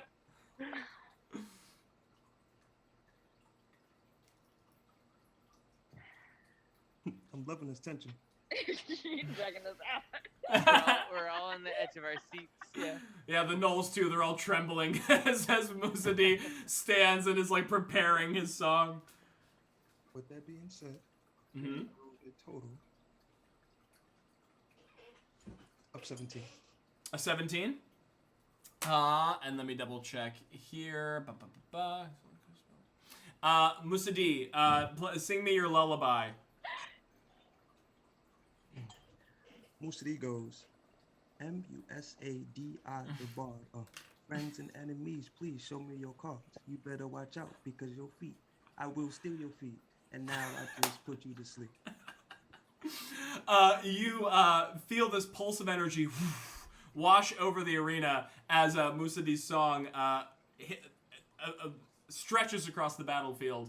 As it reaches Corpse Eater, you can see her eyes begin to shift a little bit, and then they widen, and she tilts her head quizzically. Unfortunately, not enough to bring her to sleep.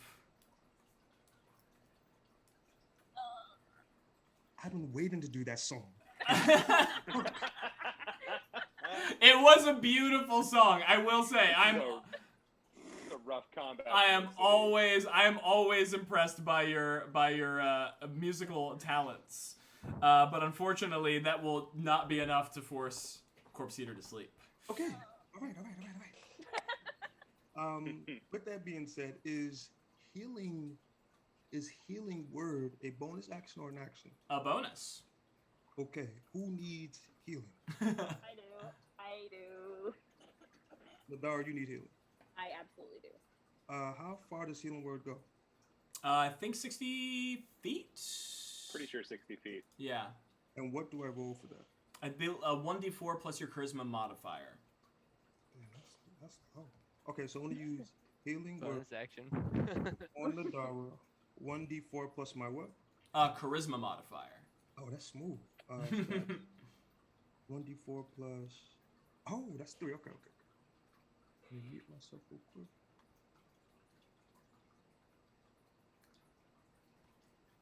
Alright, so I just gave you Nadara 5 HP. Thank you. Hey. That really didn't work. Okay. The dice giveth and they taketh away. I think if I'm doing the math correctly, you could have gotten her with the 5d8. I just think the rolls weren't in your favor. I couldn't see your rolls, obviously, but Musaddi, did you wanna move or anything? Again, I want to stay as close as I can to blue. So wherever blue is, I want to be on their shoulder. Gotcha. Yeah, you can definitely get there with the rest of your movement from standing from your recent unconsciousness. You can get there for sure. Nadar, that's gonna be your turn. Cool.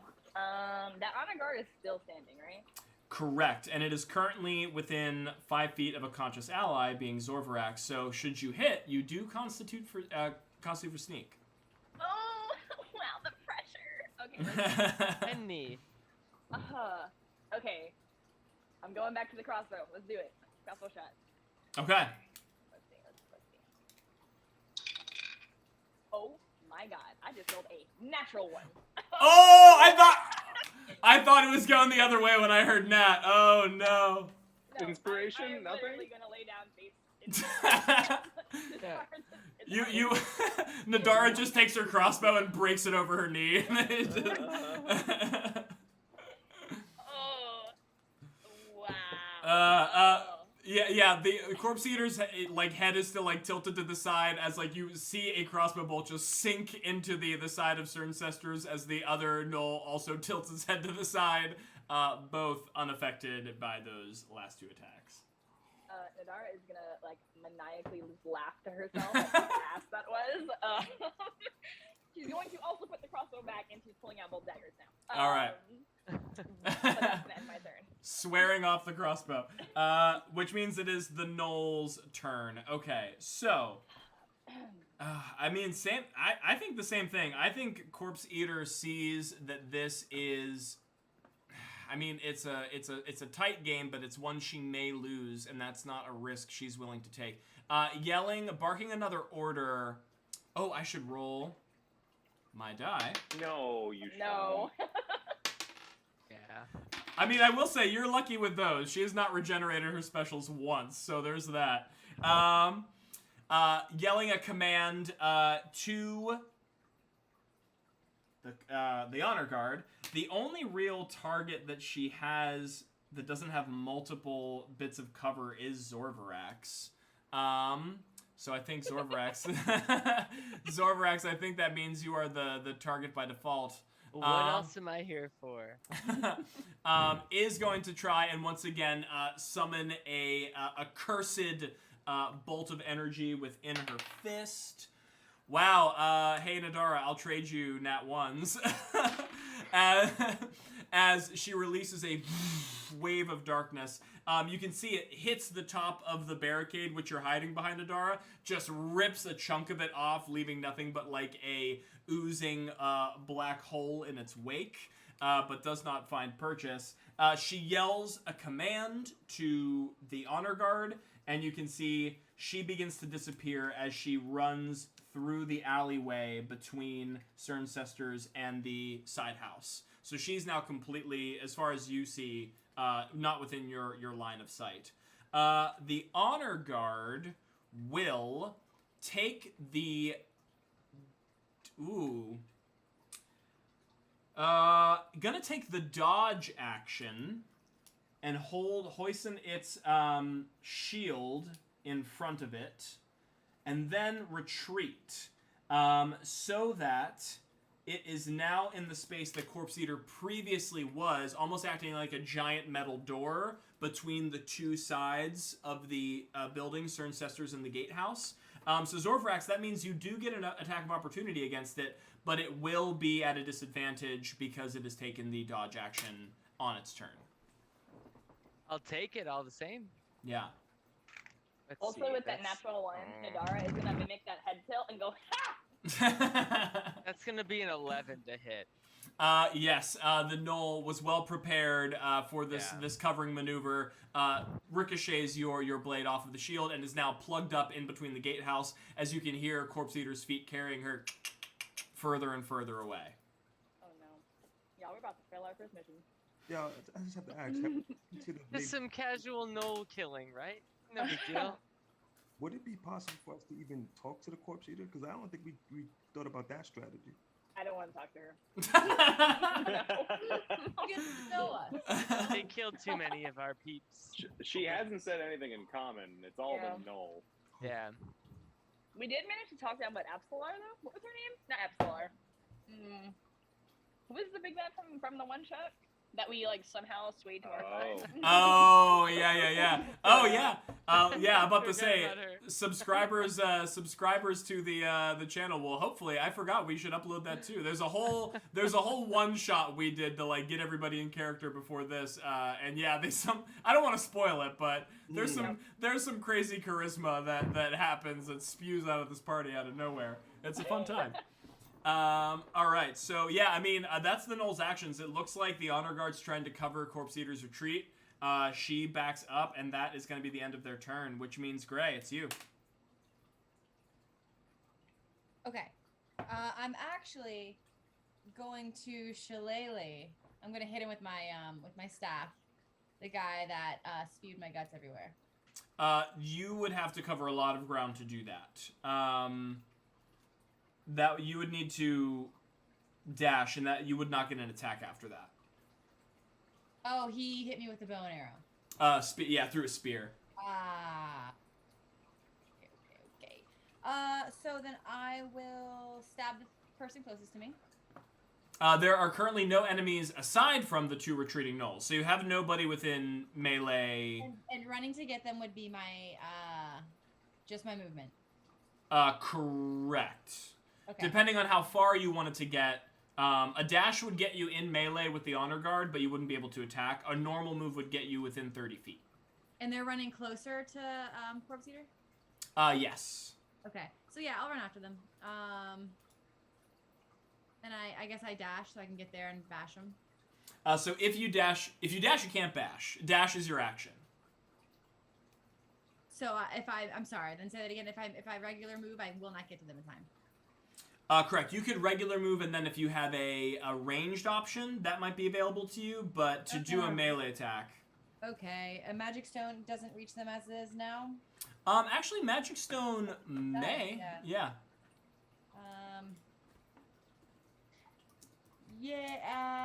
Yeah, I'll do that, and then I'll healing word myself. Okay. And then throw my level 1 spells. Slots. Okay. Okay, 15 to hit. 15 to hit. Unfortunately, this big old shield braces itself and away from me. It's in front of him. Also took the dodge action last turn, so its defenses are primed. Okay. I do healing word on myself. All right. So that would be Gray Zorvarax. You're still in it. I'm gonna go ahead and try to catch up. Am I 30 feet away still? I mean. No, you would have to. them? Yeah, you would have to dash at this point. I have to dash to catch up to them, even Yeah. though I've got a 10 feet range on my glaive. You know what? I'll say that you can't. Well, 30 foot, 30 foot. Why not? It's cool. You don't get to use the glaive very often. Sure. Yeah, you can get in range. All right, so I assume I'm just in range for the not the main chieftain, but the what's the other guy called? The honor guard. Yeah. The honor guard. Yeah. Well, I'm at disadvantage because I'm poisoned, but that's still gonna be a 14 to hit. The shield, this defender, that's what it's here to do. You cut a huge swath out of the shield. There's a chunk of metal that breaks out of it, but you do not catch Gnoll. Well, I moved, I attacked. I don't have any bonus actions I can really do, so that's me. Yoan, that's you. Boy, oh boy. Another 15 feet up the hill, and how close does that get me to both of our friends? At this point, the honor guard is 60 feet, but you can't even target Corpse Eater. She's no longer within line of sight. It's fine by me. I'm just going to fling another firebolt and hope for the best. As a matter of fact, throw some inspiration on that. Make it a straight roll. Whoa, all right.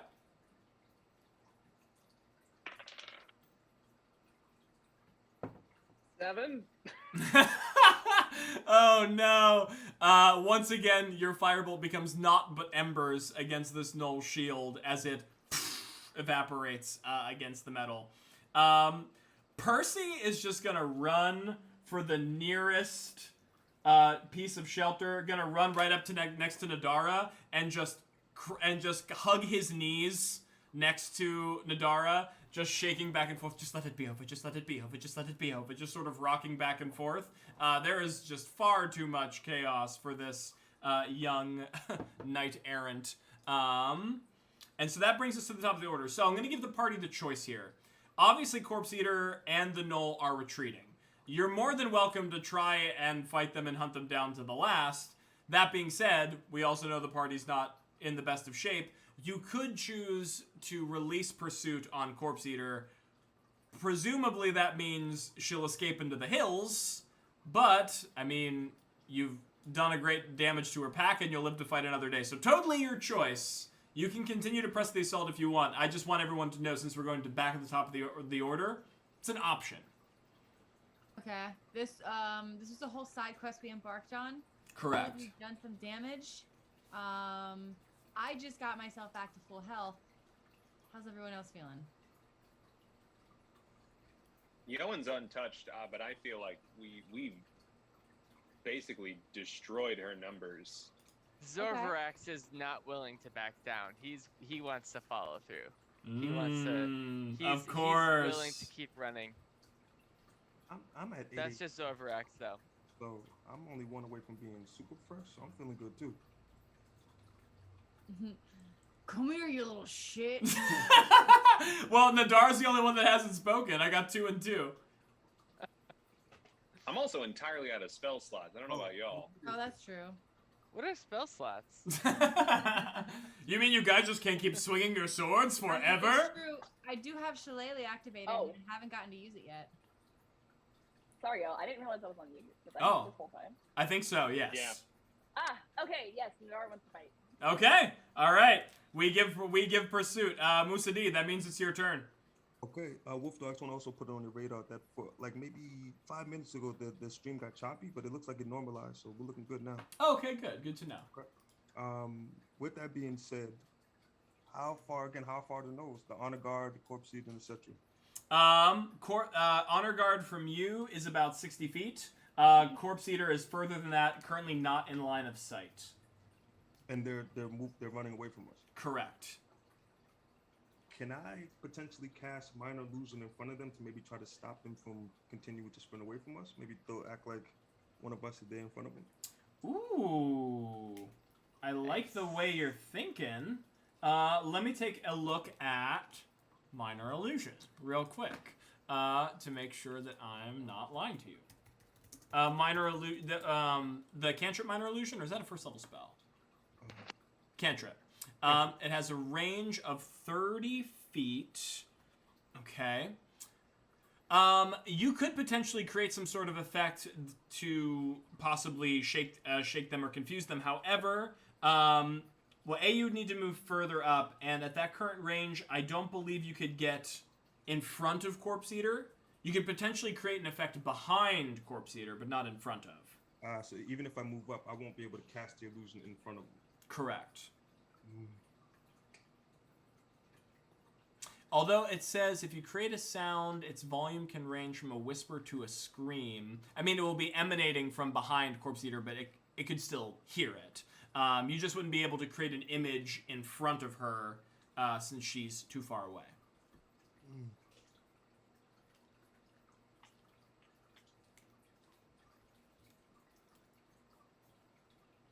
Okay. And I'm assuming, damn, I don't know what to do then. Because I only can use sleep once. Yeah.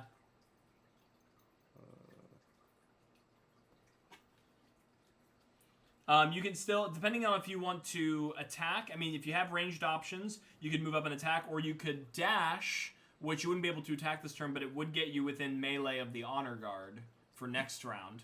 No. Okay, so I guess I'll move up a tad bit, but I still want to be out of the range of the melee units. Okay. Yeah, and then I guess I'll just wait because I really have nothing else I can do. All right. Musadi moves up. Nadara. Cool. So I know the honor guard ended up trading places with where she was originally, which was on the other side of where I'm at, right? Correct. So am I in melee right now if I go around it? No, so you were on the barricade. They're in between the gate houses. So still 30 feet away, but you can cross there in a move. I can cross there in a move? As in, like, I have to use my action? Just a regular movement. You still have your action available. And it'll get me in melee with honor guard? Yeah. Perfect. I want to do that. I'm going to tap Percy on the head and be like, stay here. And... no problem here. Just come find me when you're done. She's going to do like a flourish with both of her daggers, like flick them in the air, catch them, and then she's hell yeah. Dash, but, use my movement. Yeah. Honor guard. You will narratively dash, mechanically move. Yes. Yes. Yes. And I'm going to try to double dagger him. All right, Zorvarax is in melee, so you would constitute? I keep saying that. You would apply for sneak. Okay. Wait, to be fair, Mm-hmm. he does have the dodge still, right? Yes, until the beginning of, I believe, his next turn is how that goes. Is that disadvantage on attack roll? Correct. Oh, okay, let's try. Alright. Let's see. And... Oh, that was bad for the first one. Oh my gosh, I'm missing both of them. I didn't roll anything higher than a 7. Oh.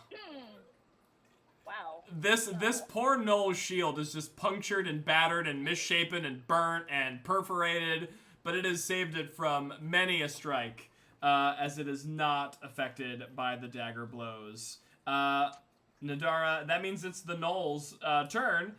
Corpse Eater continues to run away. At this point, Corpse Eater is almost to the front of the other side of the gatehouse. The Gnoll's going to do the same thing, is going to dodge action, move back to follow her to cover her exit, end Gnoll turn. Gray. I think Gray has to play. Oh, so no attack of opportunity because it was a dog at. No, you would still get your attack of opportunity. Thank you for reminding me. Yes, you would. But do I still have to do that at disadvantage? Correct. Would I also get an attack of opportunity? Oh, Right, yes. next one? Double thank you. Oh yeah, no worries. Thank you. Alright, It's let's only see. gonna be a 14 for me. Oh, no. Another 9. Oh my gosh, Womp. that's a 7 again for me. Yo, this Gnoll, this brave Gnoll. If this Gnoll survives this, it deserves a promotion. I don't know what's higher than Honor Guard, but it deserves it. As yes, unfortunately, We this. gotta give it some kind of defining characteristic. Yeah. Yeah, he needs a name. Yeah. So that means Zorvrax, it's your regular degular turn. Oh, sorry, I mean- Gray, it's your regular degular turn. Oh, okay. But I don't know if Gray was away from. No, I'm here. That's Okay. what I said. Okay. So I would still need to I still need a dash. Yeah, you would. Real piece of work.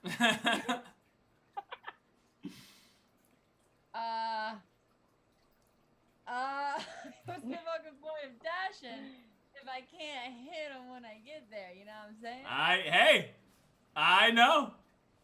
How about? Okay, you know what? Hold up. They're 60 feet ahead of me? At this point, yes. Although you'd have to move to get any line of sight because they're both in the alleyway between the gatehouse and Cerncestors.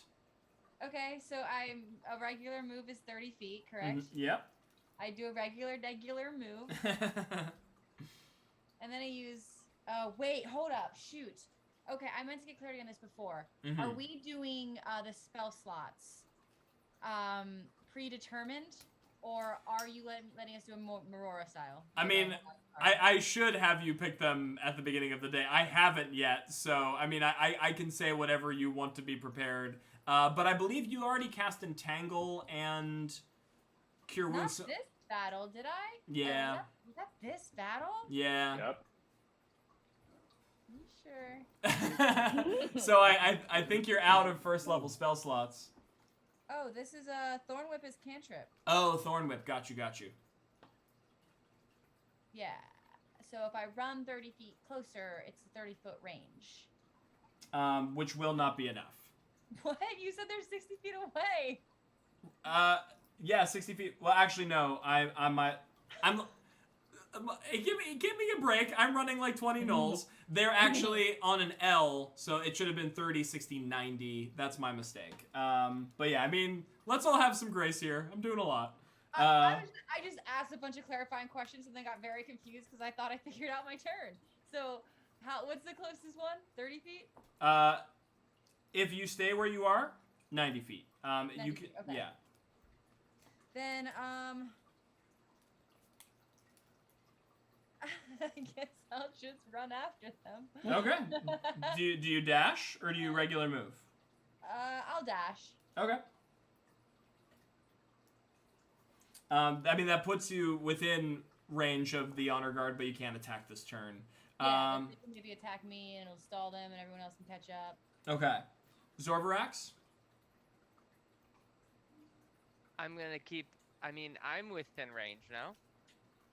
No. Once again, they keep moving back, so you'd have to keep pace. But I could move, no? Yes. Couldn't I actually catch up this time? Yes. So I'll chase after the honor guard and I'll Okay. attack them. All right. Stay 10 feet behind because of my glaive. Mm-hmm. And unfortunately, Huh. that's a 1. Yep. So I definitely. Wow. I mean. Because I still have disadvantage. So the Yes. 1, the 19. All right, Yep. Yoan, that's gonna be your turn. Well, if we're doing this, then he advances 30 feet, which is to say 15. Okay. Oh no, you Fires have up. you have full movement now. You're on top of the hill. Oh, so he moves 30 feet in, I guess. Mm-hmm. Does that how far is he then from the honor guard? Corpse Eater. No, honor guard. Honor guard, Well, 30, both. 60.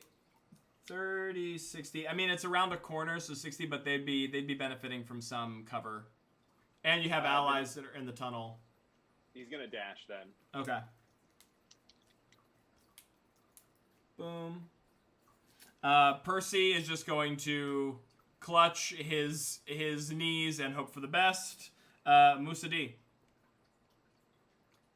If you can see this map right now, you're all like in a straight line in this alleyway, chasing these two gnolls to the very ends of the earth. Hey, I don't know what when the party sets their mind to something. Who has Gray and Yoan? You two have ranged attacks still, right? Yep. Okay. No, So I don't have a beat on him. I have Thorn Whip, but that's a 1. Yeah. And Yoan, so Gray has Thorn Whip, which is 30 feet, I think. And Yoan, you have a ranged attack, but you need to get closer to be able to use it. And you go last, so you won't be able to use it. In theory, I mean, but these guys are keeping the honor guard pinned down, so at the very least, he has to either take an opportunity attack or waste his action dodging instead of dashing or disengaging. Okay, so that means that, again, the honor guard is the closest to us. Yeah. To the culture. And who goes behind me? Yeah. Nadar. Sorry. Yeah, Nadar, then Knolls. Nadar, you have your crossbow, but you just been missing. I miss everything. It doesn't matter what I hit with. Okay. My max roll was 7 at this point. I'm going to use my full movement to get as close as possible. Mm-hmm. Would that put me in melee range? 30. If you dash, it would get you melee, but you wouldn't be able to attack. If you regular move, it'll get you closer, but not within melee. Can I give I'm just trying to think about who I should give my Bardic Inspiration to. Oh, yeah. I want to give to somebody who can actually, do damage potentially. I mean, Zorvarax is the one who's at the shield right now. Oh, yeah? Mm-hmm. Okay, so then I'm going to whip out my lute, and I'm not going to sing this time, but I'm just going to play this rising battle song that I think represents Blue the best, right? This rhythmic beat that I think is like the thunder of the battle, right? You're in the midst of the battle. You get me. You get me already. Yeah. And now you have Blue a D6. A D6 I can add to. It just says you get a D6. I don't know what you added to. I can't add to attack rolls yet, right? It's mainly saving throws. It depends on the type of bard. Bardic Inspiration. Let me take a look here at the... I'm sorry, I'm forgetting right now. No. Bardic Inspiration. Within the next 10 minutes, you can add the die to an ability check, attack roll, or saving throw. Can I add? Awesome! And I'm going to end my turn playing my song for Blue. Okay. Just to clarify, did you want to use the full movement, the dash, to get into melee, or the regular movement? And using the dash, can I still use the Bardic Inspiration? Yes, because that's a bonus action. Then let me get as close as possible. Correct? If I'm not lying. Yeah. No, you're right. Okay. Yeah. Okay. Yes, and I'm gonna dash forward, slide, and then play that song. Okay. Did the power slide with it? Yeah. Somewhere in the distance, a electric guitar, which has not been invented yet, shrieks as Musabi slides into position. All right, Nadara. I don't know if anyone else had an ad, but I have. Don't. No. Okay. All right. Cool. So I'm still right up on him, right? Right up on I had him. not too. Once again, the creature drew back, so you're within 30 Okay. feet. Okay. Yeah. I'm just gonna move my movement down. Keep the pressure on him. Oh my god, everyone's like clawing over, like clambering over each other, trying to get this Gnoll. We very much want to kill him. Out of curiosity, Yeah. how far is Corpse Eater? Corpse Like Eater. within 320 feet? That is a lot of feet. Oh, on the high end of your crossbow? Yeah, definitely within Yeah. 320 feet, for sure. Okay, I'm not gonna go there yet. But I am gonna try to double dagger the small again. Okay. Let's see. He took the dodge action last turn as well. Yes. Right? Oh no. Okay, let's see. Okay, that's not the word. Okay, wait, this might hit. That's a 16? 16 with disadvantage. Lo and behold, the gods smile upon Nadara. Yes, you do hit, and you do have an ally within. You have like 3 allies within 5 feet because they're all trying to. So you get a sneak. Should I roll for damage now, or should I roll for that second hit first? Roll for damage just because depending on what you roll, it might be all you need. Okay. So roll for damage.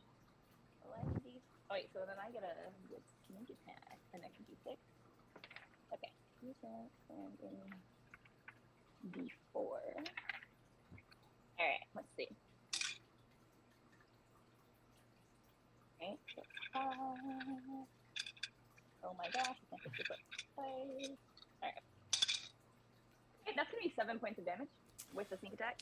Nadara, this Gnoll is rebutting flames and blades and stones and glaives as you're worming your way through this alley trying to get into some kind of combat position. After it rebukes one of Zorvarax's swings, you put your hand on the top of the shield and push it down with the dagger forward. You sink it into its neck. You hear a blood-curdling cry as blood splurts against one of the sidings of Cerncestors at its corner, and finally, after like 7 attacks, you manage to put this Gnoll in the grave as it is slain. Yes! I'm not really just gonna say anything. I'm just gonna have a triumphant, just like finally look on my face and just wipe my dagger. That was just the honor guard, though, no? Yeah, that was just the honor guard.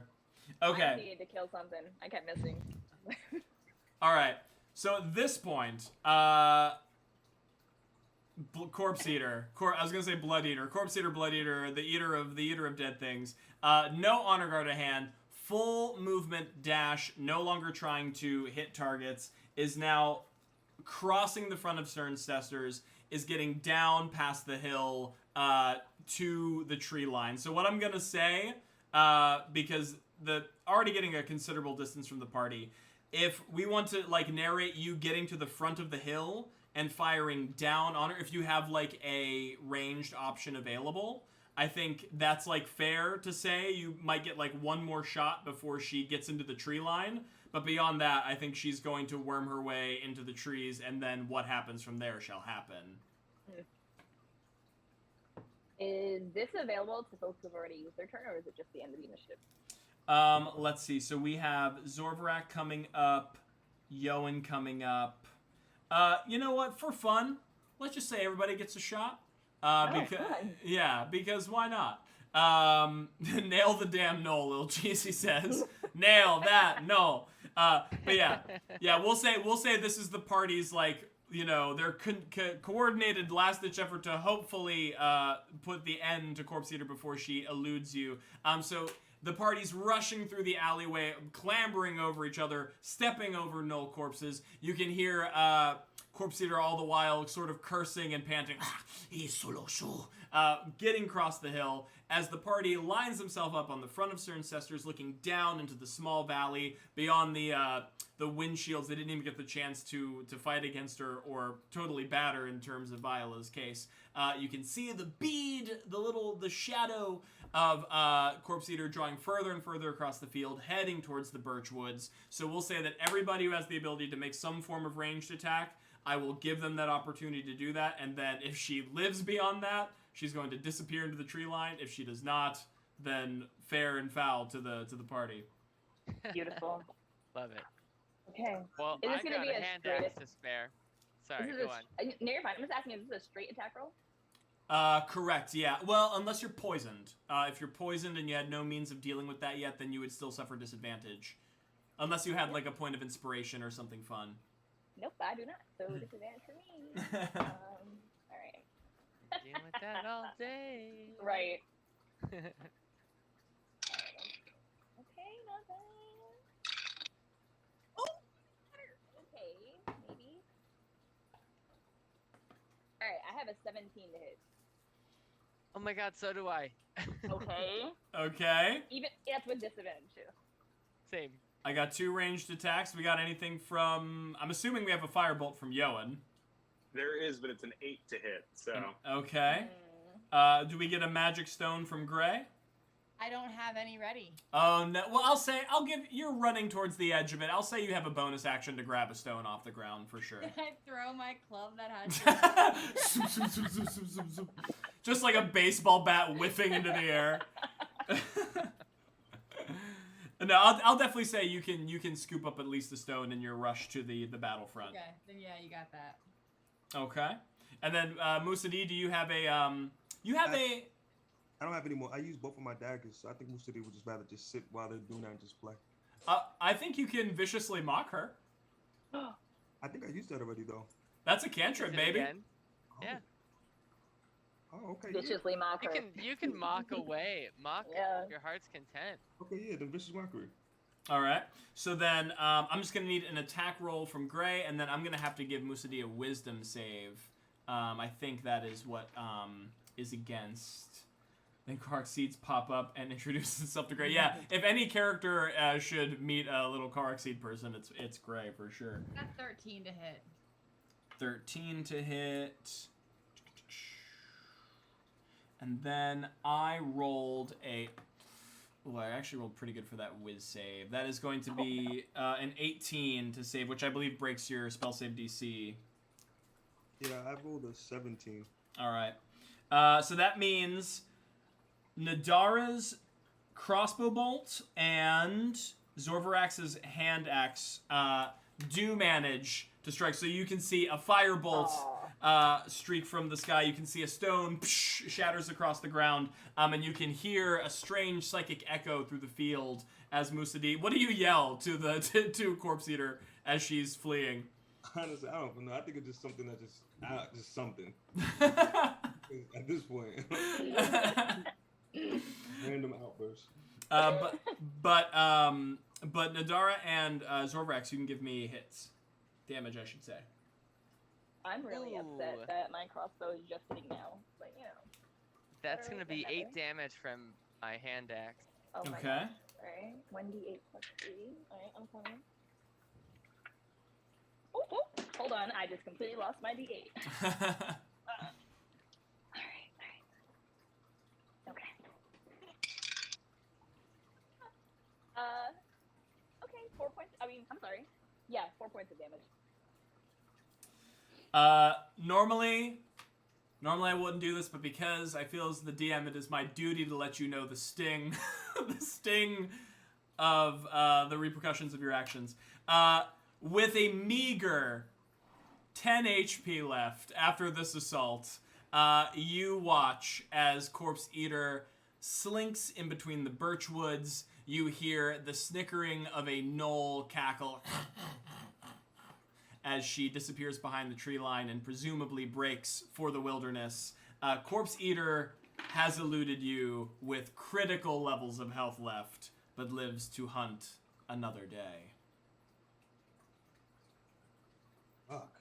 Zorvarax bellows out in rage. The unfamiliar taste of disappointment. Hearing the Dracon... Whoa! Something just happened. We got... Oh, gifted a sub, little cheesy. Thank you. Hearing the draconic bellow, you can practically hear the bones of Percy rattling as he scampers his way to your side. Is it over? Are they all quite and well and slain? He's sort of like nervously looking over both of his shoulders, gingerly stepping over some gnoll corpses along the way. Well, one of them got away, unfortunately. The leader of them, but hopefully. Excuse me. What corpse eater got away? Yeah. Our deed is not Eater. done. You can see, like, immediately his hand goes to his temple. So, the entire reason that we had made ourselves late for the delivery of the Valiant's purchase was to ensure that Corpse Eater was slain, and Corpse Eater is now thoroughly not slain, is what you're telling me. What I'm telling you, 100%. Percy, is that there are about 20 gnolls that have been slain, an entire army belonging to Corpse Eater that has been absolutely eliminated. If she wants to continue her reign of terror, she's going to have to recruit a whole new army, so I'd say we at least accomplished our goal in part. As he ruffles through his bag and he pulls open the parchment that Viola had found you, the bounty listing for Corpse Eater herself. Yes, in part, as he slams it back into his pack, looking nonplussed. Oh, did you miss the part where claws for all of her underlings are worth a certain amount of gold as well, and are also their deaths are pursued? I'm It's in sure... the fine print. You may have missed it. I am sure that you are well motivated by death and coin, but let us not forget that this is not my reason for being here in Sun's Step. I'm glad that you've had your moment of heroics, but can we please just rid ourselves of this blood and filth and get back to the task at hand? I'm sorry that heroics are not suitable enough for a knight of your stature. And Yoan just sets off and starts collecting claws. To your comment about a knight of his stature, he definitely marks what you're saying, and you can see there's sort of a not too veiled glare from behind his glasses as he fixes his pack and looks back towards the woodline. I'll go see. Yoan hears it, feels it, turns back around, and just says, "Not quite what I meant. I simply meant that as somebody in your order," and he makes a broad gesture to the carnage around him, "this is the milieu. This is what has to be done." Ooh, can you give me a persuasion check? I sure could.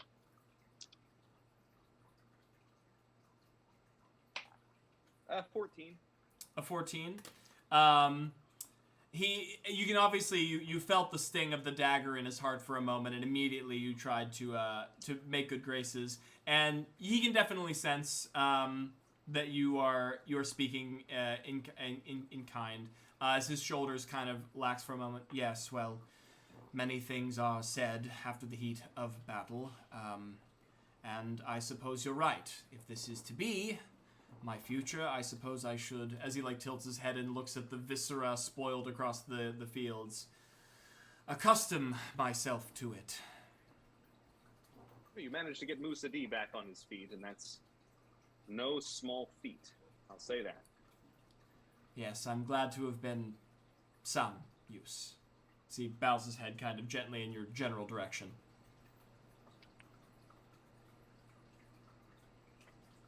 Musadi lays, he just plops down, lays back, and I just simply ask, "So what next?" Well, Percy oversees the field, which is littered with your decimations. It looks like Yoan's already beginning to collect some gnoll claws from the field. Well, I suppose we're here. Maybe it would be worth taking a look into Cerncestors. I'm not quite sure the state of it, as he, peruses all of the blood runes and arrow holes and claw marks across the wood. Aside from that, do what you want here, and we should, well, set off, I imagine. The Valiants are still waiting at Presham Channel, regardless of how long we dally here. By any chance, does Nadara recognize any of the rooms? Ooh, good question. What language proficiencies do you have? I have Common, Elvish, Undercommon, Gnomish, and Thieves' Camp. The symbols are strange and unknown to you. And then I'm just gonna start searching the Gnoll bodies as Yoan's cutting off the walls. Okay. So we can assume that, I mean, the Knolls kind of muddied and sullied the equipment that they were wearing, or pretty much almost bent it out of shape to make it fit for Gnoll dressings. So you could find some like common loot in terms of like basic weaponry, basic spears, basic daggers, arrows, and bows off of their bodies. But armor is probably not in the best fit for you, the best shape for you. I mean, in terms of what they're carrying on them, it's mostly just bloody trophies or severed fingers or bits of chewed on bone. Not much in terms of raw valuables, although you are well aware that the claws of the Knolls themselves can be exchanged for coin with the Valiants. Did Nadara say primordial as a language she could speak? Nope. Did not. Could I read them? They are also foreign to you. Okay. Thank you. I feel like this whole time Zorvarax is just staring off in the distance, watching where the Gnoll chieftain escaped, and just thinking, next time.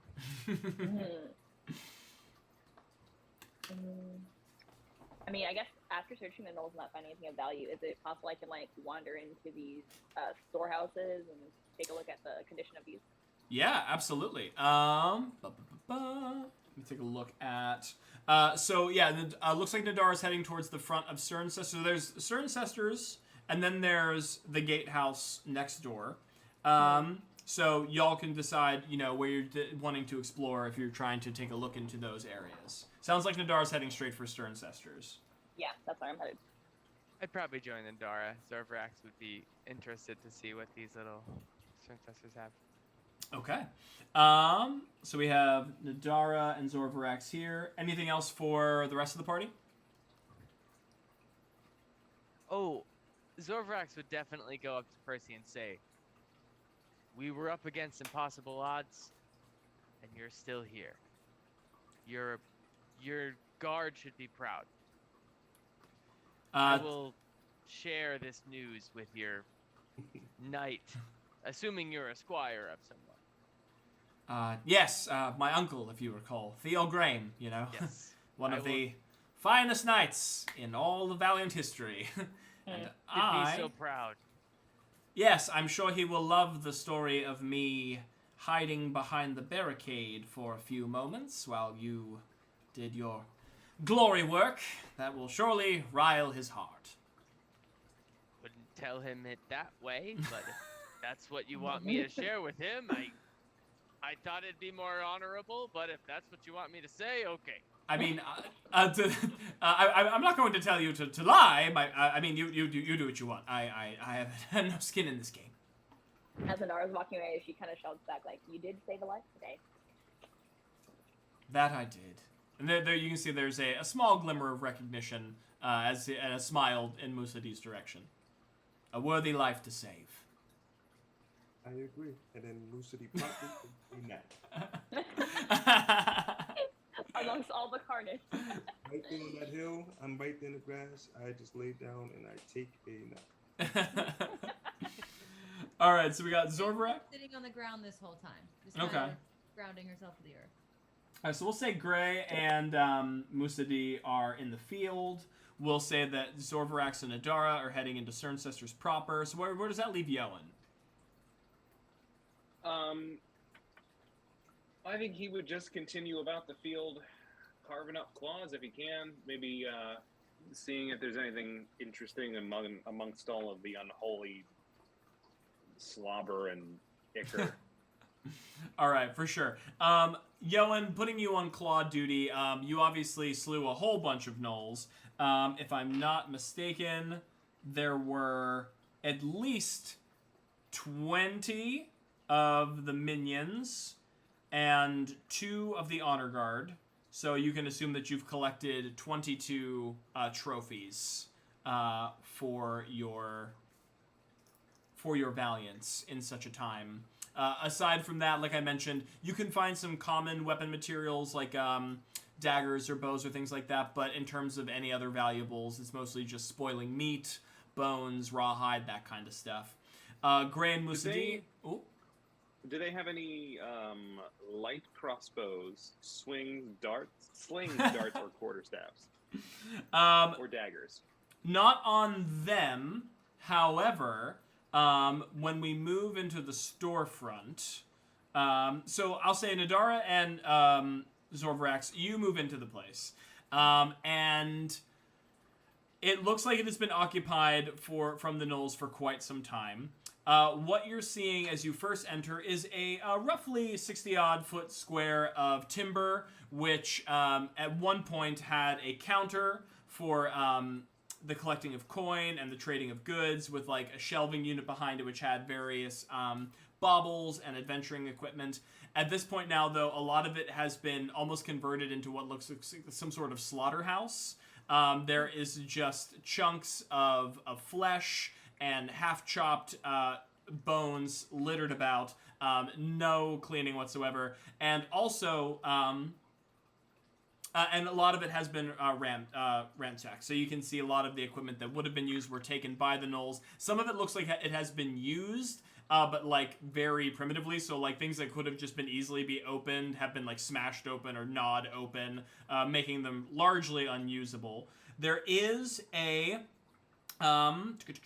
staircase leading up to the second story of Stern Cesters, and there is also a staircase leading down on the opposite end of the 60-foot space. There are some random crates and like sacks that are piled in the back of the room. So to Yoan's question, if you wanted to see if there were any things that the Knolls didn't manage to get their claws into, you could search through there. But otherwise, that's your space. Okay. Yeah, I want to try to open some of those crates. Okay. Give me and Zorvrax. Well, I'm with them, so I have the Dungeon Delver feat. Mm-hmm. So do I get advantage to check for any secret doors in here or any traps that might be nearby? Does this count as that? I mean, yeah, I would give you the ability to double check for secrets and traps. Sure. Cool. So that would be a perception check. One from me. 21? Okay, and then Nadara, can you give me an investigation check as... What? Did you... I didn't say 21. Oh, my bad. I thought I heard you say... But you're asking for perception, yeah? Yes.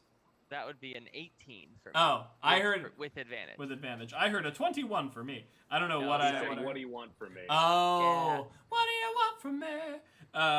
I wanted a perception check, which you gave me. And then at an 18. And Nadara, can you give me an investigation check? I didn't mean to jump in front of you, Nadara. You were the one that was starting that. It is all good. I am not super good at this, but I did roll an 11. An 11. Okay. So, Nadara, unfortunately in the area that you're currently looking at, so other party members, should they want to rummage through other areas, could search. But in Nadara's current bin, you find that most of the objects have been either battered or misused or mistreated. They're not of any great use to you. However, I will allow you, and I'm not going to open up the entire document. We'll decide. Either you can decide or we can take a look at it later. There is at least one item that would either exist like in the weapons table or like the common adventuring table of like items, buried at the very bottom of this stack, which it looks like the Knolls have not managed to gnaw their way through. So we can let you decide. We'll say, what is it? An uncommon item is like worth like what, 50 gold. So we'll say like an uncommon magic item. So it won't be an item worth more than like 100 gold. Okay. But other than that, we can say that you've uncovered one such item. Zorvarax, as your trained eye, being an expert dungeon delver, who looks for every nook and cranny and every sort of secret there is, you take a look behind one of the counters, and you can see that the wooden feet on the bottom, there seems to be drag marks in the flagstone underneath, almost as if the heavy object, the heavy desk, would have been pushed aside at one point. Mm-hmm. I definitely investigate and push said desk aside. Or at least try to. Oh, yeah. Give me I can't imagine this is going to be a problem for you. You can give me an athletics check. Oh, no. That's only an 11. I'm going to say if a human... I'm so good at that, and that's only an 11. I'm going to say, yeah. I think it's fine. I'd say if a team of humans could do it, then Zorvarax could probably do it, especially with Nadara's help there. You manage to push the desk aside, and you can see what appears to be a slab of iron, like a flat iron surface, a cube, which is embedded into the stonework. And on top of it, there seems to be like a small mechanical dial. It looks to be like some form of floor safe, which has been built into Cerncester's establishment. I definitely gesture over to, oh no, Amber, I'm sorry. Nadara? Nadara, thank you. Yeah. And seeing him gesture. What do you think of this? Any idea what the password is? Seems to be some kind of safe. I don't know what the password is, so we should definitely try to open it. You're good try at this to kind break of it? thing, right? You can Oh, is there a lock? pick Is there a locks. visible lock on it? Yeah, it looks like something that you could manipulate with Oh. thieves' tools for sure.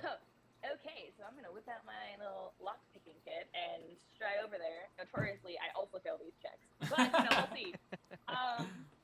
Also, going back to the item that we choose, am I just adding 100 gold points, or am I actually choosing between the two? Choosing between an item. Yeah, choosing an item Ooh. worth that or less. So it was an adventure kit item, or a weapon? Yes. Oh, I'm gonna roll for it, 'cause I don't know. Let's see. Odds, I'm gonna say our adventure evens our weapon. Let's see. Okay, it's a weapon. All right. Because I randomly roll a die. And then, did you want to do your sleight of hand check with your thieves' tools? Yes, please. Gotcha. Okay. Sleight of hand is going to be... Oh, okay, I'm really good at this, but we'll see. Oh. Not that bad, but not that good. 15? 15. Nadara, you crouch over the floor safe. The two picks easily slide within the lock. You can feel some resistance at first. This is a bit of an atypical positioning and shape for a lock that you're used to manipulating, but it does not confuse your trained fingers as you hear an unlatch click as the top of the lockbox swings open with a tiny little gasp of little dust flies out of the side, but it easily allows you to pry it open should you wish. Yeah, let's do it. Let's see. Okay. You rifle through. There appears to be some leather coin purses, which are all like sort of denoted in different markations with like a paper tag. As you peel them open, you can see that some are coins of varying values. Others hold small gemstones, right? But if you count out, and you're trained mind, you're used to counting coppers. This is like your business. You can easily see that there's about 100 gold pieces of valuables in this lockbox as well. There is a sort of a cloth bundle which is bound by rope. You can't really see what's inside, but there's that as well. Okay. I think I'll take all the gold things and I hand those to Zorvarax.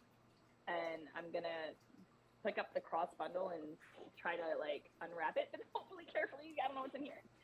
Yeah, for sure. I mean, it gives away easily. It's not like tied to a complex knot just to keep the cloth on it and safe. And as you pull the string away, you can see a vial of red frothing liquid, not too dissimilar to the same vial that was poured down Musadi's throat a few moments ago. This looks to be like an emergency potion of healing that Cirencester had hidden away and did not, unfortunately, have enough time to use. Okay, that's really useful. Very cool. This would have been very, very useful. Do you want to hold on to that, and I'll keep the gold, and then I'll distribute it when we all meet up? Sounds like a plan. All right. I'm going to quickly move our scene over to Musadi and Gray out on the field. So yeah, Gray, you're like centering yourself, communing with nature. Obviously, there's just been a lot of conflict that has just erupted. So I think you said yourself you needed to sort of get back in touch and ground. Musadi's laying on his back. You might hear a few soft snores as he's in and out of sleep. Do you guys want to interact or do anything on that hill scene? I think given the opportunity, I think Musadi cracks an eye open and he looks and notices that Gray is close by. And he reaches over to his lute, and he's still in pain because of all of the wounds. And then he just plays a soft little song that's reminiscent of like early mornings in the forest, something that he thinks Gray would enjoy in their moment of meditation.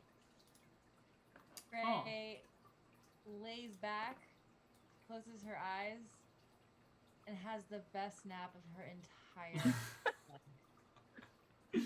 Absolutely. There is just a smooth wash of music reminiscent of the morning dew, as Musadi put it, as you all get in that meditative state together. Anything else?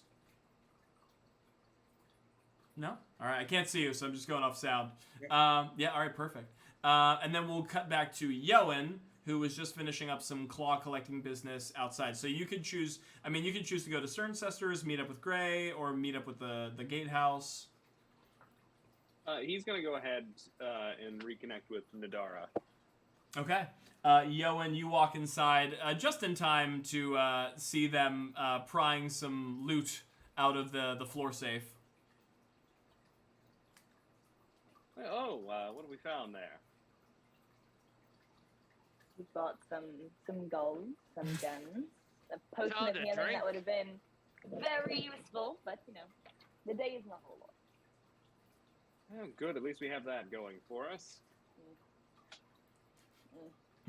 Yoan, you also see the same scene. There's a stairs leading downward, stairs leading upward. He casts a glance in both directions. I don't suppose you've gone there or there, have you? Not yet. Well, if it's all the same to you, I'd rather go up there than down into there. I find myself in agreement. I will go down there if no one wants to. Of course. Okay. So Zorvarax sounds like you're gonna check out the basement, and Nadara and Yoan are gonna head upstairs. We'll stick with Nadara and Yoan for now, just because Yoan just joined the scene. Yoan and Nadara, as you ascend the staircase, you can hear. Well, first you smell a thick sort of kindling a soot-like scent. As you reach the apex of the stairs, you can see that this place looked like to be maybe at one point a lounge, probably for well-paying customers of Cirencester's, or maybe even a study for Cirencester themselves when this place was fully operational and not a Gnoll holding ground. There is a hearth which is built into the back of the room, although it is currently unlit, or it had gone out since all of the chaos had ensued, which is just spewing sort of ambient, smoky, vapors. What's interesting here is that all the furniture seems to have been pushed against the wall or smashed and stacked up to create Zorvarax ain't afraid of Megan the Stallion. I don't know if I get that reference. Is it because he's headed downstairs? Is Megan there? Megan, what are you doing there? As you go upstairs, all the furniture has been pushed aside, and it looks to be almost like a nest of a nest of shorn hides and bloodied clothes, especially clothes of people who might have come through Sorncester, shorn off of the corpses that were littered outside, and have created almost like two little beds. You can assume that this was probably where the two favored honor guards once slept, nearest the hearth, at one point. To the left, there is a single doorway, which is leading, deeper into the left side of Cirencestors.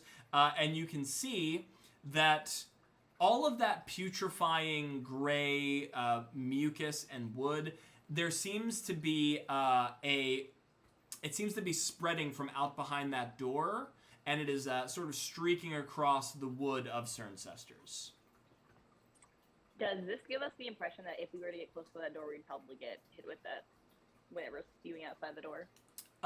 Give me I will take a Arcana check or a nature check. Oh, I am terrible at both. Or you know what? You've seen enough of the poison that I would say maybe even a medicine check as well. Oh, all the same to me. All the same to you, okay. Alright. Yoan, you can see this as well since you ascended the staircase. I'll throw an Arcana check at it then. No, I won't. It's a 6. I have a 13. A 13? Besides the overwhelming aura of ominous, feeling that you get seeing that rot growing out from behind that door, you don't know if advancing would be ill towards you or not immediately. Is there anything in this room I could pick up and kind of toss towards the door to see what happens with it? Maybe even a scrap of the clothes or something? Yoan waves a hand. Just before you go looking, let me just... he takes out his wand. He does a little bit of a... Oh, he doesn't need his wand for this, does he? Can't remember. Well, let's say he does. Mm-hmm. He takes out his wand. He does a quick little motion and speaks a little thing, and a little spectral hand appears to reach out and touch the door. And he mutters to himself again, every time, as this little fiendish-looking claw appears instead of a proper hand. Ooh. But he presses on, grabs whatever knob or thing there is to pull the door open by, and tries to do so. Yeah, it easily gives way. I mean, the Knolls weren't, we could even say it was probably like halfway hanging ajar. It's not like the Knolls were carefully closing doors behind them, probably even like popped its hinges a little. So it easily gives way and opens. Do you choose to look into the next room? What can we see from here? From your angle, it seems to be a rectangular little block-like room. You can imagine there's a desk, there's a bookshelf. You can imagine this was likely once an office where Cirencester probably did accounts, kept books. However, everything's, much like the previous room, been pushed aside or smashed or moved adjacent. And whatever you can see, there was once a bed that was like dragged through. There's another door connecting to the office, which leads into behind. So there's a bed that looks like it has been dragged from that other room into the office. This is like the first proper bed you've seen which has been used properly. And aside from that, you can see a collection of bones inscribed with runic symbols. You can see a collection of daggers which have like been pierced into the wall. There's some bloody runes which have been scrawled across. Something makes you feel like an area this well protected and with a proper bed was probably reserved for Corpse Eater at one point. But there is and of course, the stench of rot and necrosis is thick in the air, sort of puffing out from the door as you open it. That putrid essence only grows thicker as it once again leads deeper towards the last remaining door on the other side of Corpse Eater's rooms. I dare say they're going to have to burn the whole place down sooner than clean it. Oh yeah, this is hopeless. Yoan has no desire to go into that room. Nadara, quite the opposite. Remembering that beautiful dagger that Corpse Eater had, she is fascinated and would love to add to her collection. Okay. You can look back at you and go, if I die, take my daggers and send them back to my dad. If you die and your daggers are in that room, good luck. Nadara, you cross into the room. As you cross the threshold, there is no immediate sort of, ill fate that befalls you, right? There is definitely sort of a curdling in your blood. There's almost the feeling like the poison and the rot within you can sense that it is growing closer to this strange phenomenon. And you can feel your veins sort of thicken and your breathing become a little more shallow. But there's no immediate pain or suffering, just sort of like a tension that wells up underneath your skin. You can see on the wall where it looks like Corpse Eater was carving things with the daggers. There are daggers that are reminiscent to the one that she carried that seem to be made of some sort of bone. You can give me a medicine check if you want to discern whether that's human bone or maybe animal bone. But it looks like a blade of like a fine obsidian, like stone head, and like a handle of some sort of bone. But they do not bear the same glowing red gemstone that was embedded into the pommel of the one she wielded. So there's a couple ritual daggers stabbed into the wall, and then once again you can see the final doorway. There's no other, from what you can see, no other doors leading from this room, only leading back out to the lounge. This time, you can practically see a thin drip of black ooze sort of dripping down the slats in the lumber that make up Sir Ancestr's walls, sort of peeling out from that door. Okay.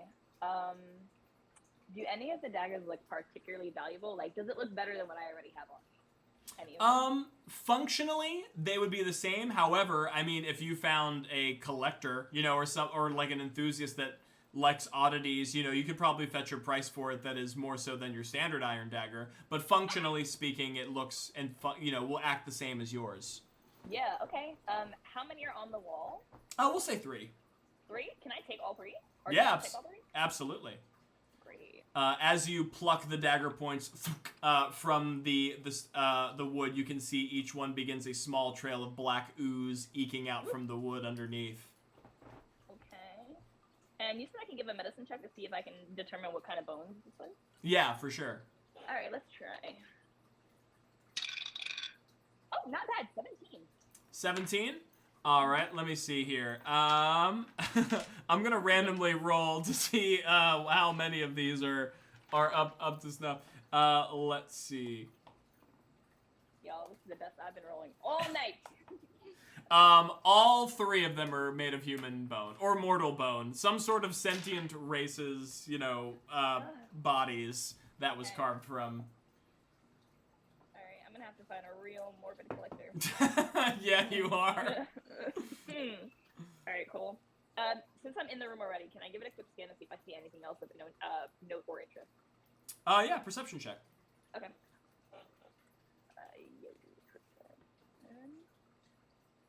Okay.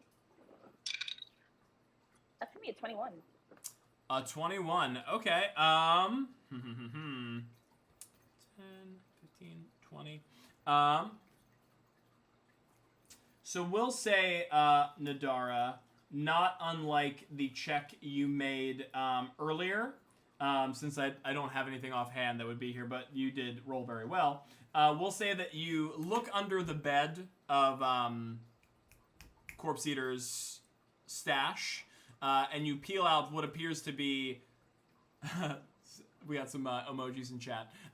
Hey. You peeled what appears to be like a small trophy room, if you will, of conquest that Corpse Eater has claimed. So we can say you can find 2 objects. We'll say only within the adventuring, kit style of things. Okay. Each being 100 gold or less from your findings. Okay. Cool. How do we determine what those are? Is this something you'll just follow up with me on later? Yeah. Okay, cool. We can take a look and then you can decide what you'd like Cool. to find. Okay. So that was one uncommon weapon from downstairs, and then 2 adventuring kits. Okay. Yeah. Okay, cool. All right. So with everything in hand, I'm just gonna wander back out to Yellen and be, well, I didn't die. I don't know what to say to that, but I'm glad. All right. And let us hope that Zorvarax hasn't done so either. Shall we? All right. Yeah. Zorvarax, we'll cut to you now, trudging through the downstairs. The downstairs Zorvarax, which looks like to have once been a storage unit for various wares of Cerncestors, has been converted into a sort of a makeshift sleeping quarters for any of the gnolls who weren't running watches outside. It is covered in filth and meat and whatever. Some of them might have stolen bedrolls, but some are probably just piles of like splintered like debris that they've piled together into makeshift beds. You can imagine that some of the gnolls, you saw them fighting over scraps and swords earlier, so there's probably a couple of battles for bedrolls that some lost and then just had to kind of sleep in the hovel. But that does mean that there are some random assortment of crates that could be taken a look through. The ones that weren't battered open by the gnolls. I mean, I'm happy to search through their belongings because they're just gnolls. Right. Zorvarax doesn't care. But is there any secret doors? Perception check. Maybe not doors, but like, hovels that these poor gnolls would carve out for themselves. You know what I mean? Ooh, that's gonna be an 18. An 18. Okay. Yeah. Yeah, we'll say, well, you find 2 things.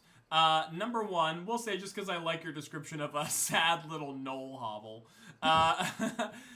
you managed to find there's a loose flagstone, like a loose brick, that one of the gnolls seems to have been moving from side to side to like sort of sequester little treats for themselves. It's a pretty meager stash, all things considered. Once again, these guys are probably ripping each other to shreds just for like the slightest bit of treasure. But you do find what might be a couple of loose shinies for roughly like 10 gold. But what you also find is there apparently is a storm door. There appears to be a double door, which is built into the wall. You can't see what's on the other side, but presumably from this basement position, it looks like it might lead up. All right. Well, I'm not going to investigate that alone right now. So Zorvarax will take his 10 gold that he found, bring it back to meet his comrades, and add it to their stash that they already had found, I think, before. Mm-hmm. So we can all split between the 6 of us 10 more gold. You're all right. welcome.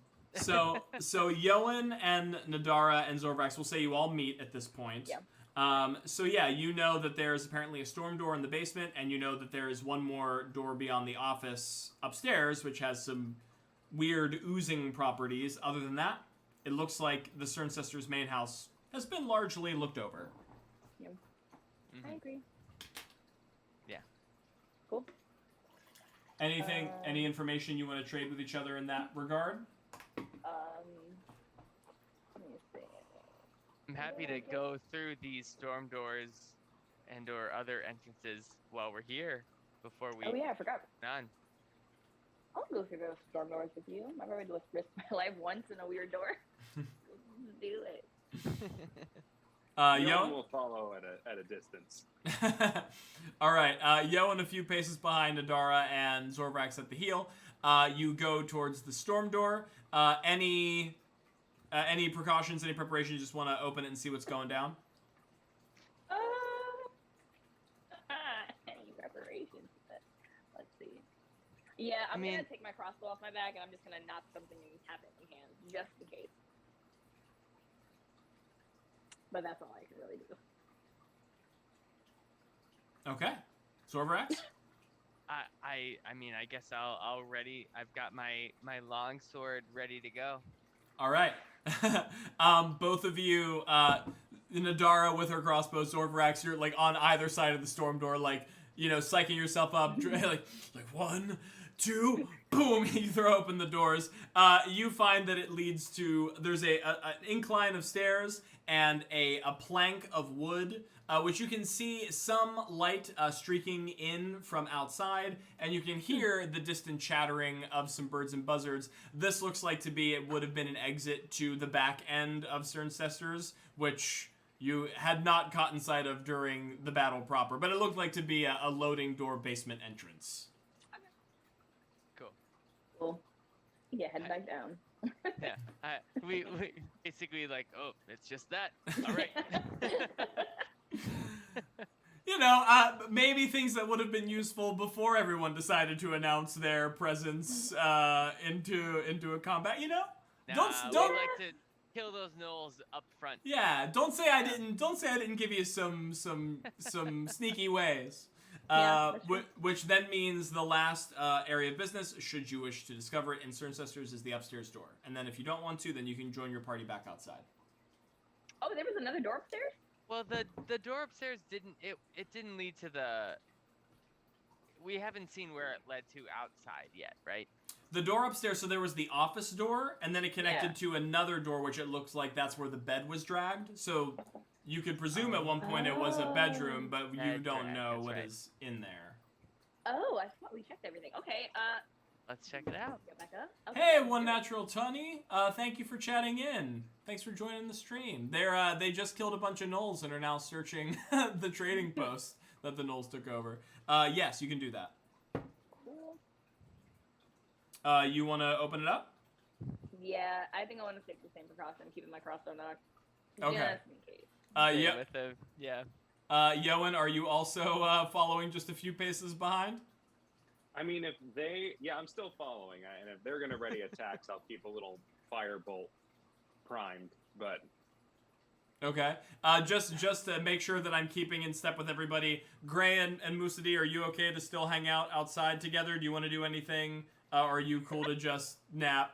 Dude, I'm Best playing- nap of my life. All right, best nap of your life. Okay.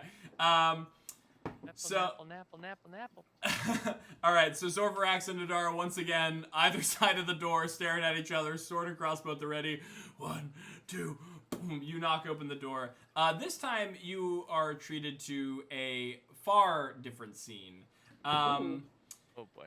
This this room, which once again presumably is where the bed was once dragged, serving as Cerncestors' place of rest, has now been converted entirely for Corpse Eater's nefarious purposes.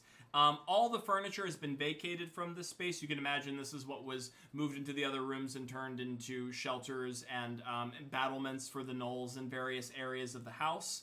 The floor has been completely cleared, with the exception of more corpses, right? Which have been arranged in a strange ritual circle.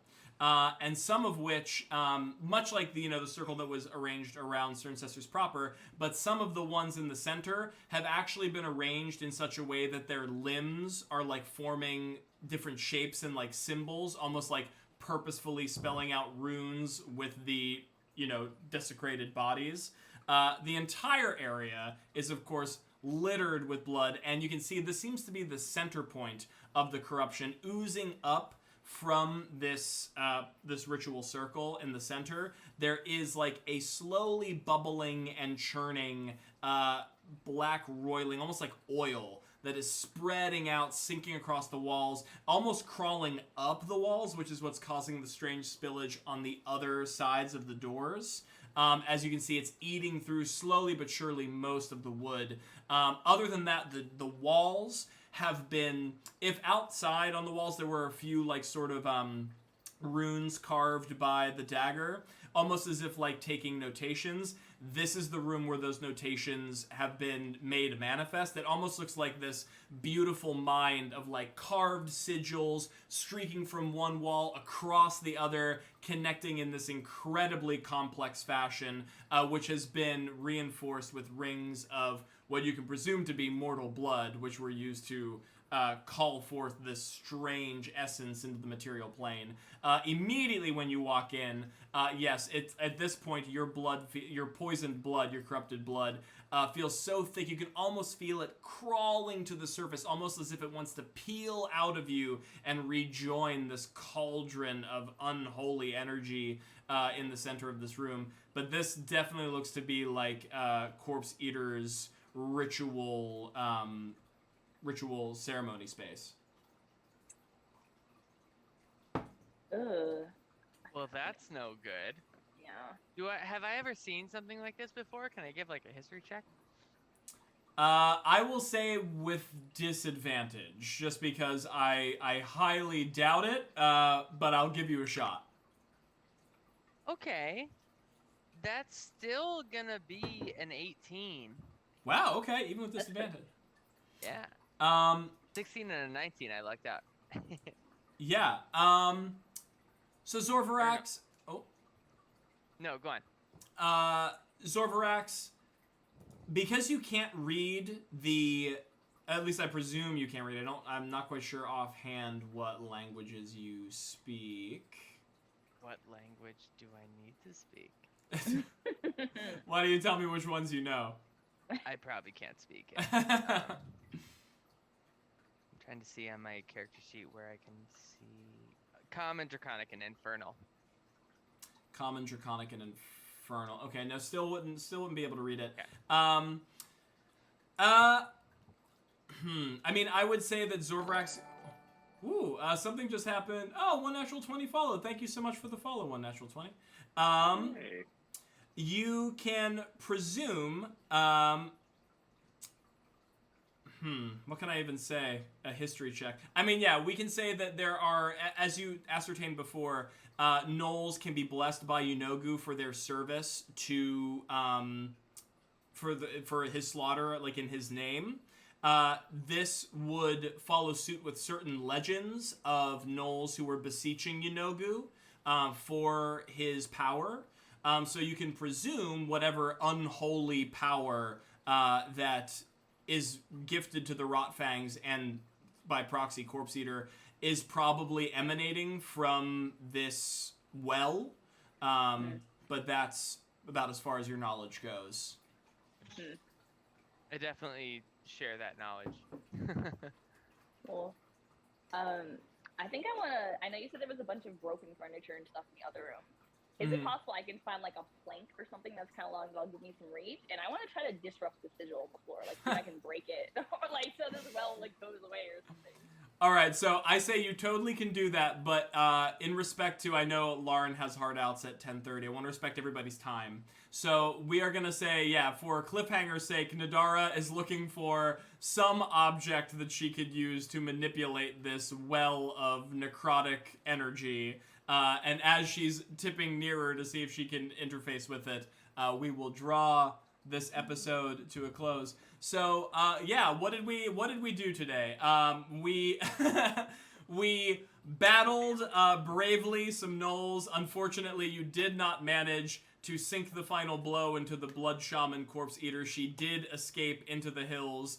You dealt a tremendous blow to her pack. So much to Yoan's point. If she decides to, rain terror again, it will take her some time to rebuild her pack. But unfortunately, she did slip away just before you could finish her off. You've explored Sir Ancestors, you've found some secret loot and some gold and some treasure, and now you've figured out that there is some focal point of abyssal corruption, which is bubbling through the material plane at the behest of this Blood Shaman. And it sounds like you're going to poke it next session, so I'm sure that will be fine. Be fine for everyone. So, I mean, thank you for everyone who joined today. I think we had at most 15. We got a couple new subscribers, which is so great. I think we are now one follower close to 69, which is the goal, right? The goal. Nice. can stop it there. We don't need any more. Yeah, we don't need Start any more. Turning people down. Like, no, don't follow us, please. But yes, if you're just joining us, like One Natural 20, once again, thank you for joining. Wednesday, 7:30 is the campaign. Mondays, 7:30 are DM and design talks. We're currently designing a dungeon together right now. It's a lot of fun.